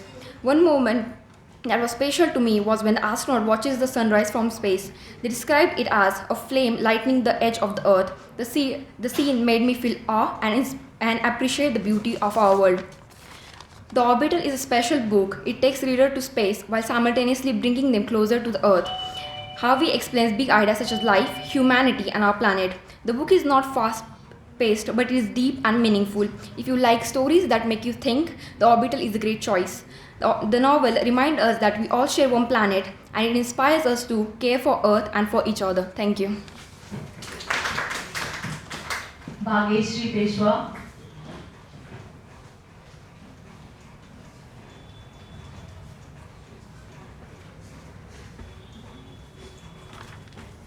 Good afternoon everyone. I am Bhageshri from SYBA English. I assume most of you must be fiction readers. I am a non-fiction reader and I read my first fiction book called Our Chemical Hearts, written by Christine Sutherland and published by Hot Key Books. It was her debut novel and was published in 2016. The book costed 450 rupees and it consists of 313 pages. It's a paperback edition and overall the language and the font are easy to understand. The theme of the book is love. It's a unique love story of Henry Page and Grace Town. We all have a basic idea of what love sounds like. But this book has given love a completely different perspective. It changed my idea of love. They do say that love is not easy. And this book tells you exactly how and why. Interesting, right? Each and every chapter keeps you hooked. And trust me, the story only gets mysterious as you move forward. The end is something worth waiting for. It's a book you would want to read multiple times, and trust me, you would get the chills and the excitement every time you read it. This love story is not the cliche ones you hear about. But then, what is it exactly? For that, you have to experience the story from Henry's point of view. Want to read something out of the box? Our Chemical Hearts is exactly what you need. Thank you. Priya Thakre.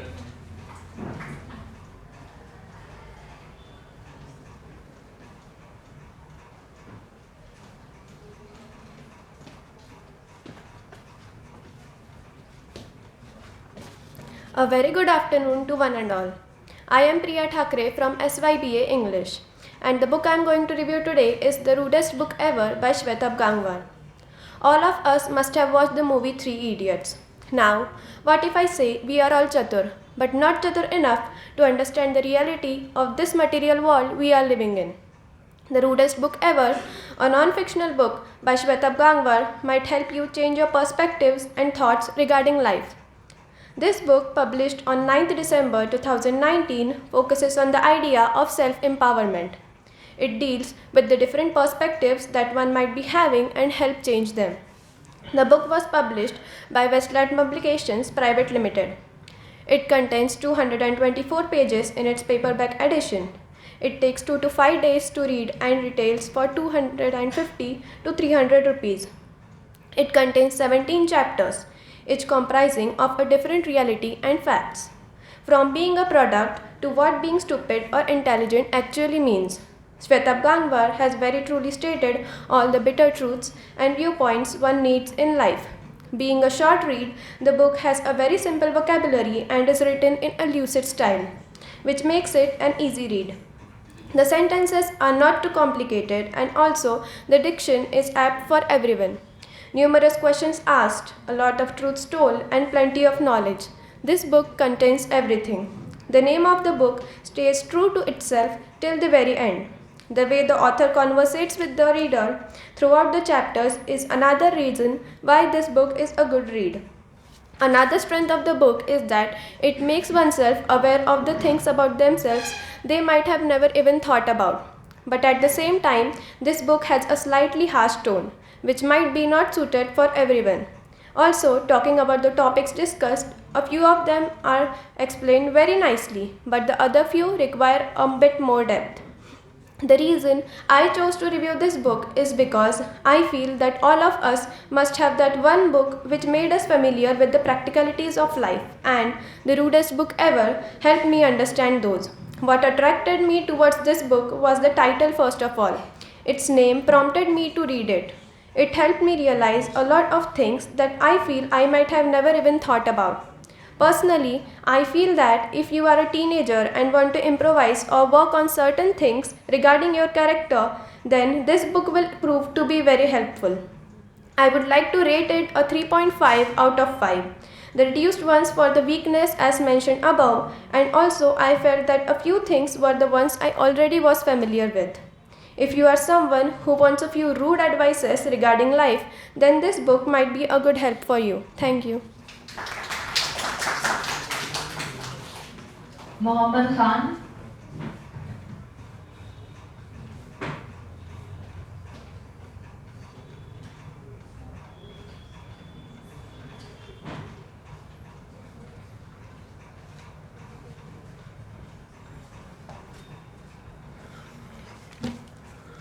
Good afternoon, everyone. My name is Saad. I'm from FYBA. The book I'm reviewing is a case study by Graham McRae Burnett. A Case Study is a psychological thriller novel set in 1960s London about a young woman who takes up a false persona to investigate a certain Collins Braithwaite, a prominent psychiatrist infamous for his controversial approach to therapy, whom she believes to be the perpetrator of her sister's suicide.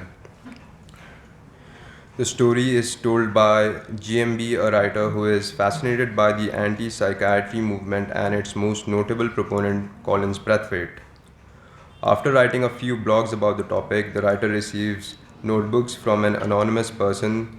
These notebooks contain the account of the young woman and her investigation of Collins Braithwaite. The narrative is presented as the polished version of these notebooks along with some contextual material added by the writer. There are three main perspectives in the novel: the unnamed young woman, Collins Braithwaite, and the writer, thus making the narrative meandering and even at times nauseating. But this is done with a mastery of language that doesn't let go of the nuances and intricacies of the story. This structure is designed to engage readers in a kind of intellectual puzzle, urging them to question the reliability of the sources and the motivations of all parties involved. In conclusion, A Case Study is an intriguing and intellectually stimulating read. Through the multiple lenses, the author invites the reader to explore complex philosophical and psychological issues. The multi-layered narrative and the ambiguous, unreliable accounts of the characters force readers to question what they know about perception, reality, and truth. The novel forces us to face contradictions of our conflicted selves and questions the very essence of truth. By the end of this rather oppressive and confusing journey, I found myself with a strange awe.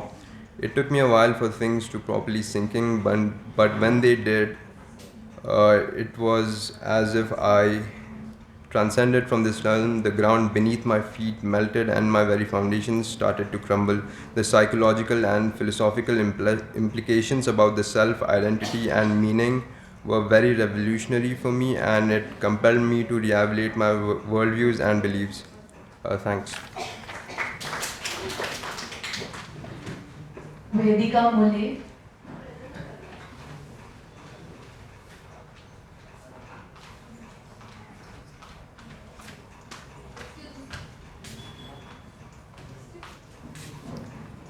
तुम्हा सर्वांना माझा नमस्कार. माझं नाव वेदिका अक्षरराव मोटे आणि आज मी ज्या पुस्तकाचा बुक रिव्ह्यू करणार आहे त्या पुस्तकाचं नाव आहे कोसला. त्याचे लेखक आहे भालचंद्र नेमाडे. आपल्या जन्मापासून तर आपल्या मृत्यूपर्यंत आपल्यासोबत सतत कोणी ना कोणीतरी असतंच. आपल्या जन्मल्यावर आपल्या अवतीभोवती आईवडिलांचा, नातेवाईकांचा, मित्रमैत्रिणींचा आणि सर्वांचा गोतावळा असतो. आणि मग आपण जसजसे मोठे होत जातो तसतसे आपल्या घरच्या जबाबदाऱ्या मिठाईवर घोंगावणाऱ्या माशांप्रमाणे आपल्या अवतीभोवती घोंगावं लागतात. आणि मग हे अपेक्षांचं ओझं पूर्ण झालं नाही की आपल्याला साथ देते ती म्हणजे नकारात्मकता. या जगात माणसाच्या आयुष्यामध्ये दगा न देता शाश्वत साथ देणारी जर कोणती गोष्ट आहे तर ती आहे नकारात्मकता. नकारात्मकता माणसाला जगायला शिकवते, त्याचप्रमाणे नकारात्मकता माणसाला मरायलासुद्धा शिकवते. आता या जगाला उंबट देणारी गोष्ट मरायला कशी काय प्रवृत्त करू शकते असा प्रश्न तुम्हाला पडला असेल. परंतु माणूस जोपर्यंत स्वतः खड्ड्यात पडत नाही तोपर्यंत तो किती खोल आहे हे आपल्याला सांगता येत नाही. म्हणूनच जर नकारात्मकतेतून तुम्हाला जगणं शिकायचं असेल तर स्वतः नकारात्मकतेच्याकरता सापडा, किंवा स्वतः न सापडता दुसऱ्याच्या अनुभवातून जर जगणं शिकायचं असेल तर पॉप्युलर प्रकाशन प्रकाशित आणि भालचंद्र नेमाडे लिखित कोसला ही कादंबरी तुम्ही नक्की वाचायला पाहिजे. ही कादंबरी 50 वर्षापूर्वी लिहिली गेली असली तरी काही लोकांकडून अशी माहिती मिळते की ही कादंबरी वाचून काही तरुणांनी आत्महत्यासुद्धा केली आहे. आता ही कादंबरी 40-50 वर्षापूर्वीची असली म्हणून तुम्ही चिंतेत राहायचं काही कारण नाही. तुम्ही बिनधास्त ही कादंबरी वाचू शकता, कारण ही गोष्ट 40-50 वर्षापूर्वीची आहे. सांगायचा मुद्दा हा आहे की लेखकाच्या लेखणीची ताकद माणसाला काय काय करायला प्रवृत्त करू शकते हे आपल्याला यावरून कळते.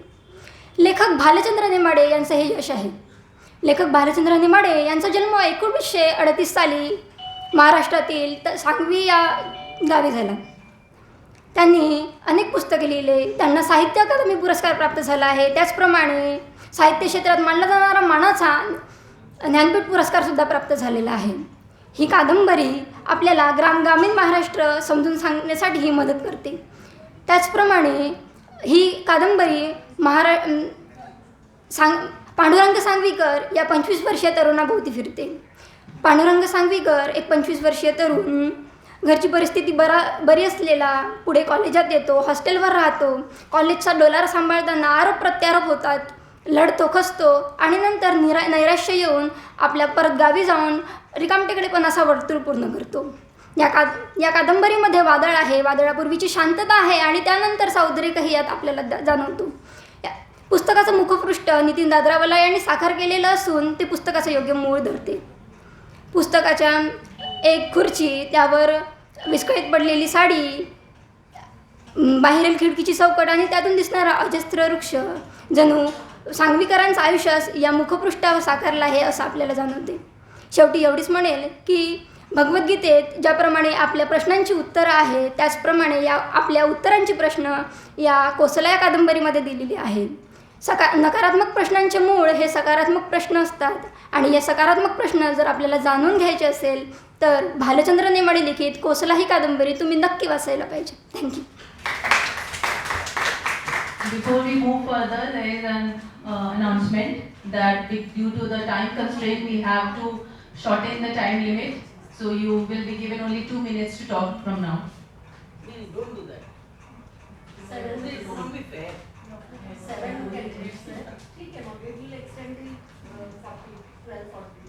So, how many candidates? The last candidate is Hema Kharar. Yeah. So, there are 2 people left. Four people left. Okay, then continue. Give them the 3 minutes. Yeah. Okay. So the next contestant is Pranati Chaitanya.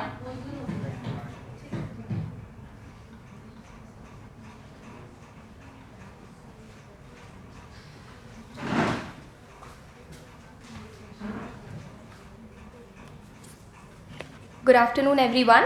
I'm Pranati Chaitanya from class TYBA English department. The book I'm going to review today is The Girl in the Glass Case by Devashish Sardana. This book was published in 2021, gained a lot of popularity and was the bestsellers. A psychological thriller which takes us to the minds of a criminal. The book is filled with twists and turns on every point. The book consists of 57 chapters, each for every incident. The story starts when a girl in a glass case is found dead in Bhopal city. Later, which turns out that it was a boy made look like a doll. The author walks us through the intentions of the killer for making little boys look like dolls. The story chase was quite atmospheric and thrilling.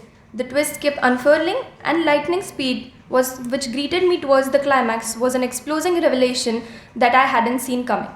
The entire story takes place in 5 days, keeping the pace of narration very racy. As the investigation goes ahead, it revolves around 2 police officers trying to solve their cases, whereas the psychopath killer is jealous of the new one getting more fame than him.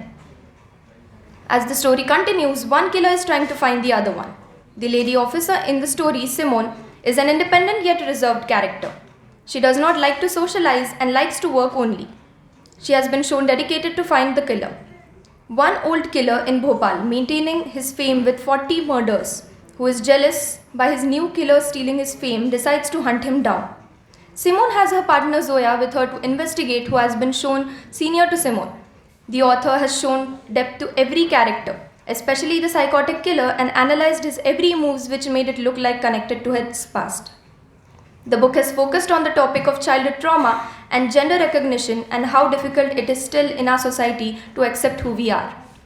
The book tells us how a person in pain can turn in a psychopath just to satisfy their ego, and childhood trauma can shape our personality. They do not fear of getting caught and just need fame and attention by killing people. The pattern which they follow is killing makes them famous. What do you think? Will Simone be able to find the killer? Will jealous killer find the new one? I will let you guys figure that out. Author Devashish has also given incidents of criminals' childhood which added more logic and reasons to his behavior in the present. The overall framing of scenes in the story have made this book one of the best. It's not just a psychological thriller, but with a lots of messages. It itself tells us to keep your girls safe and boys safer. As a reader, I recommend everyone to read and enjoy it. To sum it up, less characters, tightly knit narrative, and well fleshed out plot makes this book a must read if you want to take a dip in the gripping thrill. Thank you. Manasvi Dixit.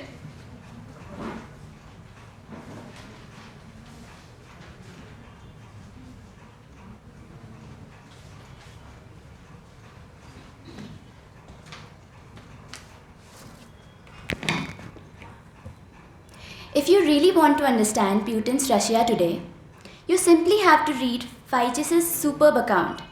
This is what Sir Anthony James Beaver had to say about the story of Russia. Good afternoon, everyone. Today, I'll be sharing my thoughts on the story of Russia by Orlando Figes. Figes begins to sweep over Russia's history, vast and turbulent as it is, in the form of tracing from Kievan Rus to today. This is no simple recitation of facts, but a very convincing investigation into how history has been shaped, mythologized, and used for power. Figes skillfully weaves together cultural, political, and ideological threads to shed light on how Russia's past informs its identity and global role. This is not just a history book. It's a deep inquiry into the soul of a nation. I found the book very interesting, considering my interest in philosophical views and power of narratives over culture. Figes' focus on the historical myth-making was very interesting for me. The third Rome myth, the idea that Moscow is a spiritual successor of Byzantium, made me realize how historical storytelling defines national ideology. Such cultural and religious themes remain the heart of Russian identity. One of the Figes' biggest strengths in making historical characters real, complex beings. The story of Peter the Great comes alive in this regard because one can almost feel the sense of struggle involved in implementing reforms in the face of societal pressure. This brings richness to the text, giving the reader a feel of clashing of ideas and cultures, not just events that unfold after one another. One strength is the availability of the book. Though deep, Figes' analysis makes topics very accessible, with his very lucid style. He elaborates on how Russia has gone between the currents of westernization and isolationism, with great geopolitical implications, quite in tune with today's requirements. However, in Figes' one finds how history can be more than a chain of events. It is a living dynamic force. For example, by looking at the intertwined roles of Orthodox Church and autocracy, he discovers the roots of Russia's specific governance approach and its resistance to liberal democratic values. Despite these limitations, the story of Russia is a work of great ambition and provocation. No one else can connect historical events to their ideological and cultural foundations as Figes does. The book challenges readers to approach history critically, recognizing its role in shaping not only nations, but the perceptions of ourselves and others. For the readers who are interested in the interaction of ideology, culture, and historical narratives, this book is a must-read.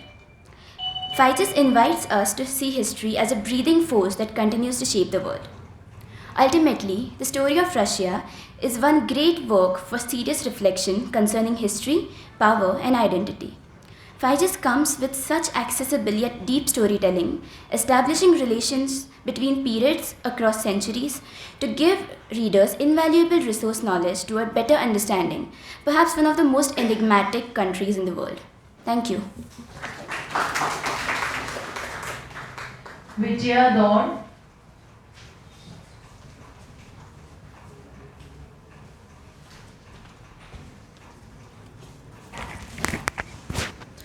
समीक्षा प्रस्तुतिकरण के कार्यक्रम में उपस्थित सभी महानुभावों को मेरा आदरपूर्वक नमन। मैं विजया दौड़, पीएचडी हिंदी की छात्रा, आपके समक्ष 10 दिसंबर 1943 को चेन्नई में जन्मी और मुंबई में शिक्षित, सामाजिक, आर्थिक और वंचितों के मानवीय अधिकारों के लिए संघर्ष करने वाली मूर्धन्य कथाकार चित्रा मुदगल जी के द्वारा लिखित और सामायिक प्रकाशन नई दिल्ली द्वारा प्रकाशित उपन्यास post box number 203 Nala Sopara की समीक्षा प्रस्तुत करने जा रही हूँ। मुंबई और दिल्ली जैसे महानगरीय परिवेश में लिखा यह 223 पन्नों का पत्राचार शैली उपन्यास बिन्नी उर्फ विनोद उर्फ बिमली, इन तीनों नामों में अपने अस्तित्व की खोज करता हुआ व्यक्तित्व दिखाई देता है। विनोद, जो कि अपनी कक्षा में सदैव अव्वल आने वाला होनहार छात्र होते हुए भी केवल लिंग दोष के कारण अपने परिवार से विभक्त किया जाता है, किंतु वह लाचार न रहकर तथा दूसरे किन्नरों की भांति नाच गाना तालियां बजाकर अपना जीवन नहीं जीना चाहता। वह आत्मनिर्भरतापूर्वक जीकर अपनी अधूरी शिक्षा को पूरा करने का प्रयास करता है। निरंतर द्वंद्व में जूझते विनोद का अपनी माँ को लिखा गया एक एक पत्र पाठक को भावनाओं के भंवर में धकेल देता है। भावनाओं से ओतप्रोत उसकी तर्कसंगत दलीलें कभी आंखों को नम कर देती है तो कभी अपनी माँ से पूछे गए उसके बाल सुलभ प्रश्न चेहरे पर ममता से परिपूर्ण हल्की सी मुस्कान बिखेर देते हैं। यह पत्र एक तरफी विनोद ने ही लिखे होते हुए भी उसकी माँ वंदना बेन के लिखे पत्रों का इसमें जिक्र किया गया दिखाई देता है। एक सामान्य व्यक्ति बनने की इच्छा भी किन्नरों के जीवन के लिए कितनी कठिन हो सकती है, यह लेखिका ने विनोद के माध्यम से बहुत ही संवेदनशील और मर्मांतकता से समाज के समक्ष प्रस्तुत किया है। Post box number 203 Nala Sopara में किन्नरों का जीवन विविधांगों से दर्शाया गया है। विनोद एक प्रगतिशील किन्नर का व्यक्तित्व है जो शिक्षा से ही समाज में समान दर्जा मिलेगा यह जानता है। वह कहता है, पढ़ाई ही हमारे जीवन का मुक्ति का रास्ता है, कोई रास्ता ही नहीं छोड़ा गया है हमारे लिए। समाज में नौकरी के अवसर प्राप्त नहीं होते, इसलिए किन्नर समुदाय पथभ्रष्ट होकर आपराधिक प्रवृत्तियों में लिप्त हुए दिखाई देते हैं। धर्मांधता का मुद्दा उठाते हुए समाज का विरोधाभास उजागर करते विनोद कहता है, गुंडागर्दी करने वालों के हाथों में वह अपने शिशु को आशीष ने का अधिकार कैसे सौंप सकते हैं।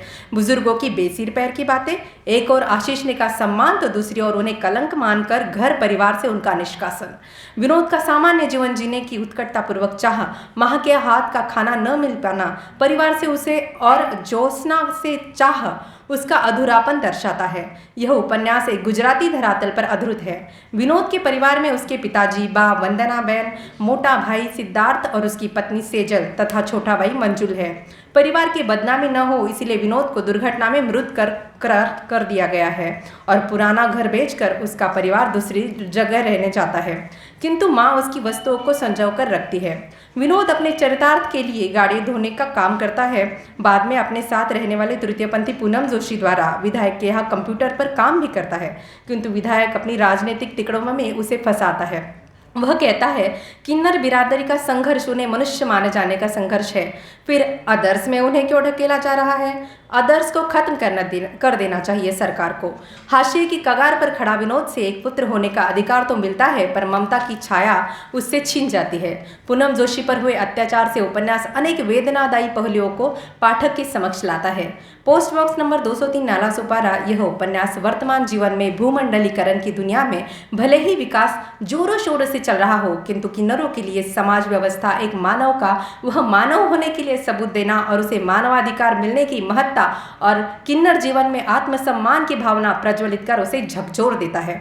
21वीं सदी में समाज में परिव्याप्त अनेक रूढ़ियों, अंधविश्वासों, बाल विवाह आदि समस्याओं से थोड़ी बहुत मुक्ति मिली है, पर किन्नरों के जीवन में कुछ ज़्यादा फर्क नहीं आया है। निष्कर्षतः कहा जा सकता है कि मानव को मानवीयता की दृष्टि से देखने की दृष्टि देकर post box number 203 Nala Sopara यह किन्नर विमर्श के संदर्भ में समाज की हर सतह खोलती है। यह उपन्यास एक यथार्थ भावस्पर्शी धरातल पर अपने पैर जमा कर रखने में सक्षम साबित हुआ है। इसी कारण से मैं यह पुस्तक पढ़ने की आप सभी को सिफारिश करती हूँ। धन्यवाद। हेमा खरात।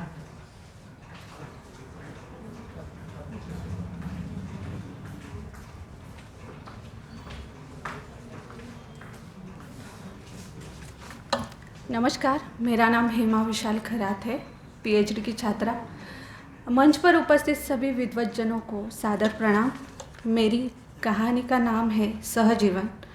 भूमिका में थोड़ा सा बताना चाहती हूँ। जीवन नदी की प्रवाह की तरह निरंतर प्रवाहमान होता है।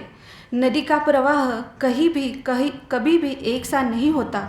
नदी चाहे बह रही हो या स्थिर हो, शांत हो, वह अपने आप में नहीं होती है, अतुलनीय होती है। जीवन भी नदी की तरह विभिन्न छटाओं में आगे बढ़ता है। उसमें तुलना तो किसी से हो सकती है, पर नितांत समानता होती है। इसी प्रकार हर एक मनुष्य की अपनी एक अलग कहानी है। चेहरे कभी मिलते नहीं, किसी से जुड़वा होने के बावजूद भी अलग से पहचाने जाते हैं। जीवन इन विविधताओं को अपने भीतर समेटे रहता है। कहानी के लेखक ओम प्रकाश शर्मा जी की कथा संग्रह से 2019 में प्रकाशित कहानी है सहजीवन। उसके बारे में बताना चाहती हूँ। इस कहानी की ओम प्रकाश शर्मा जी की कथा संग्रह ऐसे ही विविधतापूर्ण जीवन की घटनाओं और स्थितियों के ताने बाने से निर्मित जीवन का प्रतिबिंब उनकी कहानी में लिव इन रिलेशनशिप की समस्याओं को लेखक ने प्रस्तुत करने का प्रयास किया है। कहानी का मूल विषय आधुनिक युग के युवा वर्ग का पाश्चात्य संस्कृति का अंधा अनुकरण है। भारतीय संस्कृति में विवाह पद्धति यह पवित्र बंधन माना जाता है जो दो परिवारों को जोड़ता है, और सबसे महत्वपूर्ण बात वर और वधू का सांसारिक एवं प्रेम का उदात्त रूप सामने आता है। लेकिन जो प्रेम नोक झोंक स्त्री एवं पुरुष की एक दूसरे के प्रति प्रेम भावना, आत्मीयता होती है, वह लिव इन रिलेशनशिप में कभी दिखाई देती है तो कभी उस रिश्ते में एक अजनबीपन सा महसूस होता है। इन परतों को खोलती हुई यह कहानी सहजीवन है। कहानी की शुरुआत महानगरीय जीवन से होती है, बम्बई शहर से, जहाँ पर महानगरों की चमक दमक, वहाँ का वातावरण, बड़े बड़े उद्योग समूह, आईटी पार्क, मनोरंजन की सुविधाएं यह युवाओं को आकर्षित करती है। लेखक ने पत्रों के जरिए कहानी का ताना बाना बुनने का प्रयास किया है। कहानी का मुख्य विषय लिव इन रिलेशनशिप है जो आज महानगरों में दिखाई देता है। हमारी भारतीय संस्कृति विवाह पद्धति पर विश्वास करती है, संयुक्त परिवार पर विश्वास करती है, लेकिन आधुनिक युग में पाश्चात्य संस्कृति का अंधा अनुकरण चल रहा है। जैसे विवाह से पूर्व ही लड़का लड़की एक साथ रहने पर इस रिश्ते को सामाजिक दृष्टि से नाजायज़ मान लिया जाता है। लेकिन आज की युवा पीढ़ी जब तक ठोकर नहीं लगती तब तक संभल नहीं सकती। उसी समस्या को लेकर प्रस्तुत करते हुए सुधा, जो कहानी का पात्र है, श्याम और राधा के रिलेशनशिप के बारे में बात करती है कि तुम तो खुश होगी ना लिव इन रिलेशनशिप में। रहकर करीब 2 साल हो गए हैं शाम को और तुम्हें एक साथ रहते हुए। राधा कहती है हाँ हो गए हैं, लेकिन 2 साल के बाद अब लग रहा है कि मेरा फैसला गलत है। मैंने शाम से शादी कर लेनी चाहिए थी। शाम ने और मैंने यह सोचा था कि 2 साल बाद शादी करेंगे, क्योंकि शाम के मम्मी पापा को भी हमारा बिना शादी के एक साथ रहना पसंद नहीं आया। वे भी शादी का तगादा कर रहे हैं। राधा और शाम ने एक दूसरे को कई शर्तों में बांट लिया है। देखिए, लिव इन रिलेशनशिप में जो शर्तें हैं वो इस प्रकार है। कोई किसी पर निर्भर नहीं रहेगा, कोई किसी पर अपना अधिकार न जताएगा, न रौब कोई किसी पर करेगा, रहन सहन पर कुछ नहीं करेगा, न कोई टोक लगाएगा। इसका अर्थ जो जिसे सही लगे वह अपने मर्जी का मालिक होगा। विवाह पद्धति में इसके बिल्कुल विपरीत परिस्थिति होती है। पति पत्नी में नोक झोंक होती है, लेकिन एक दूसरे के प्रति प्रेम भी उतना ही होता है। वह अपने रिश्ते को पूरी तरह मजबूती से निभाते हैं। कहानी में संयुक्त परिवार की संकल्पना को लेखक ने प्रस्तुत किया है। हमारे परिवार में पितृसत्ताक की परंपरा है। दादा दादी का निर्णय सब मानते हैं क्योंकि वे सही निर्णय लेते हैं। हमारे देश में रामायण आज तक आदर्श का मानदंड सिखा रहे हैं, लेकिन अपना करियर बनाने के चक्कर में और अपनी नौकरी संभालने की वजह से एकल परिवार की महानगरों में बढ़ रहे हैं। एकल परिवार की पद्धति यह आज समस्या बन गई है। राधा शाम दोनों 2 साल से एक साथ रह रहे, एक ही छत के नीचे। दोनों में पहले जैसा प्रेम भाव नहीं है। राधा से दूर ही रहना है। शाम की नई कलिक रोमा जो इस तरह से उसके साथ रह रही है, प्रति आकर्षण उनके प्रति चल रहा है। यानी राधा का और रोमा का आकर्षण वहाँ पर शाम के प्रति चल रहा है। तो वहाँ पर बताता है कि शाम राधा को बिना बताए रोमा के घर जाता है और राधा खुद असुरक्षित महसूस करने लगती है। शाम मुझे छोड़ देगा और रोमा के साथ शादी करेगा, लेकिन रोमा शाम को राधा के प्रति प्रेम की अहमियत समझाती है। इस तरह अंत में भारतीय नारी का उदात्त रूप दिखाने का प्रयास किया है। निष्कर्षतः सहजीवन इस कहानी में भारतीय संस्कृति में लिव इन रिलेशनशिप यह संकल्पना फिट नहीं बैठती, यह बताने का प्रयास लेखक ने किया है। धन्यवाद। The last participant is Raghav Indrapurkar. No, I think she was the last. She was the last only. Yeah. There was one more name there. No, I think it's not her anyways. Yeah.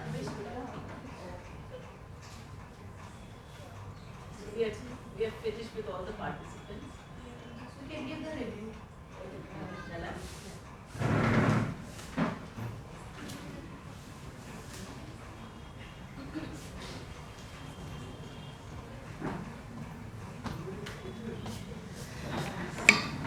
Okay, ma'am has asked me to give the review, so I'll just say that all of you are winners. All the book reviews were excellent, and it was really very, very difficult to judge who is better than the other.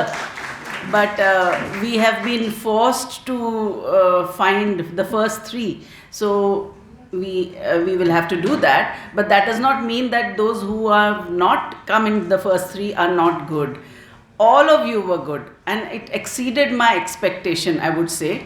And congratulations, and I'm very, very happy that such different kinds of books were reviewed, and Hindi, Marathi and English, all 3 languages were represented, fiction as well as non-fiction, and Indian as well as Western. So it was a great eye-opener for me that youngsters are capable of reading with so much of perception. So congratulations to all of you, and keep it up, continue reading, and continue making yourself emotionally rich, because the future belongs to people not just who have high IQ, but also those who are emotional, whose emotional quotient is high, and that will improve only if you do a lot of reading, do a lot of thinking. So with that, give us a little bit of time. Both of us will collect together the result, and we will let you know who are the first, second and third. Thank you.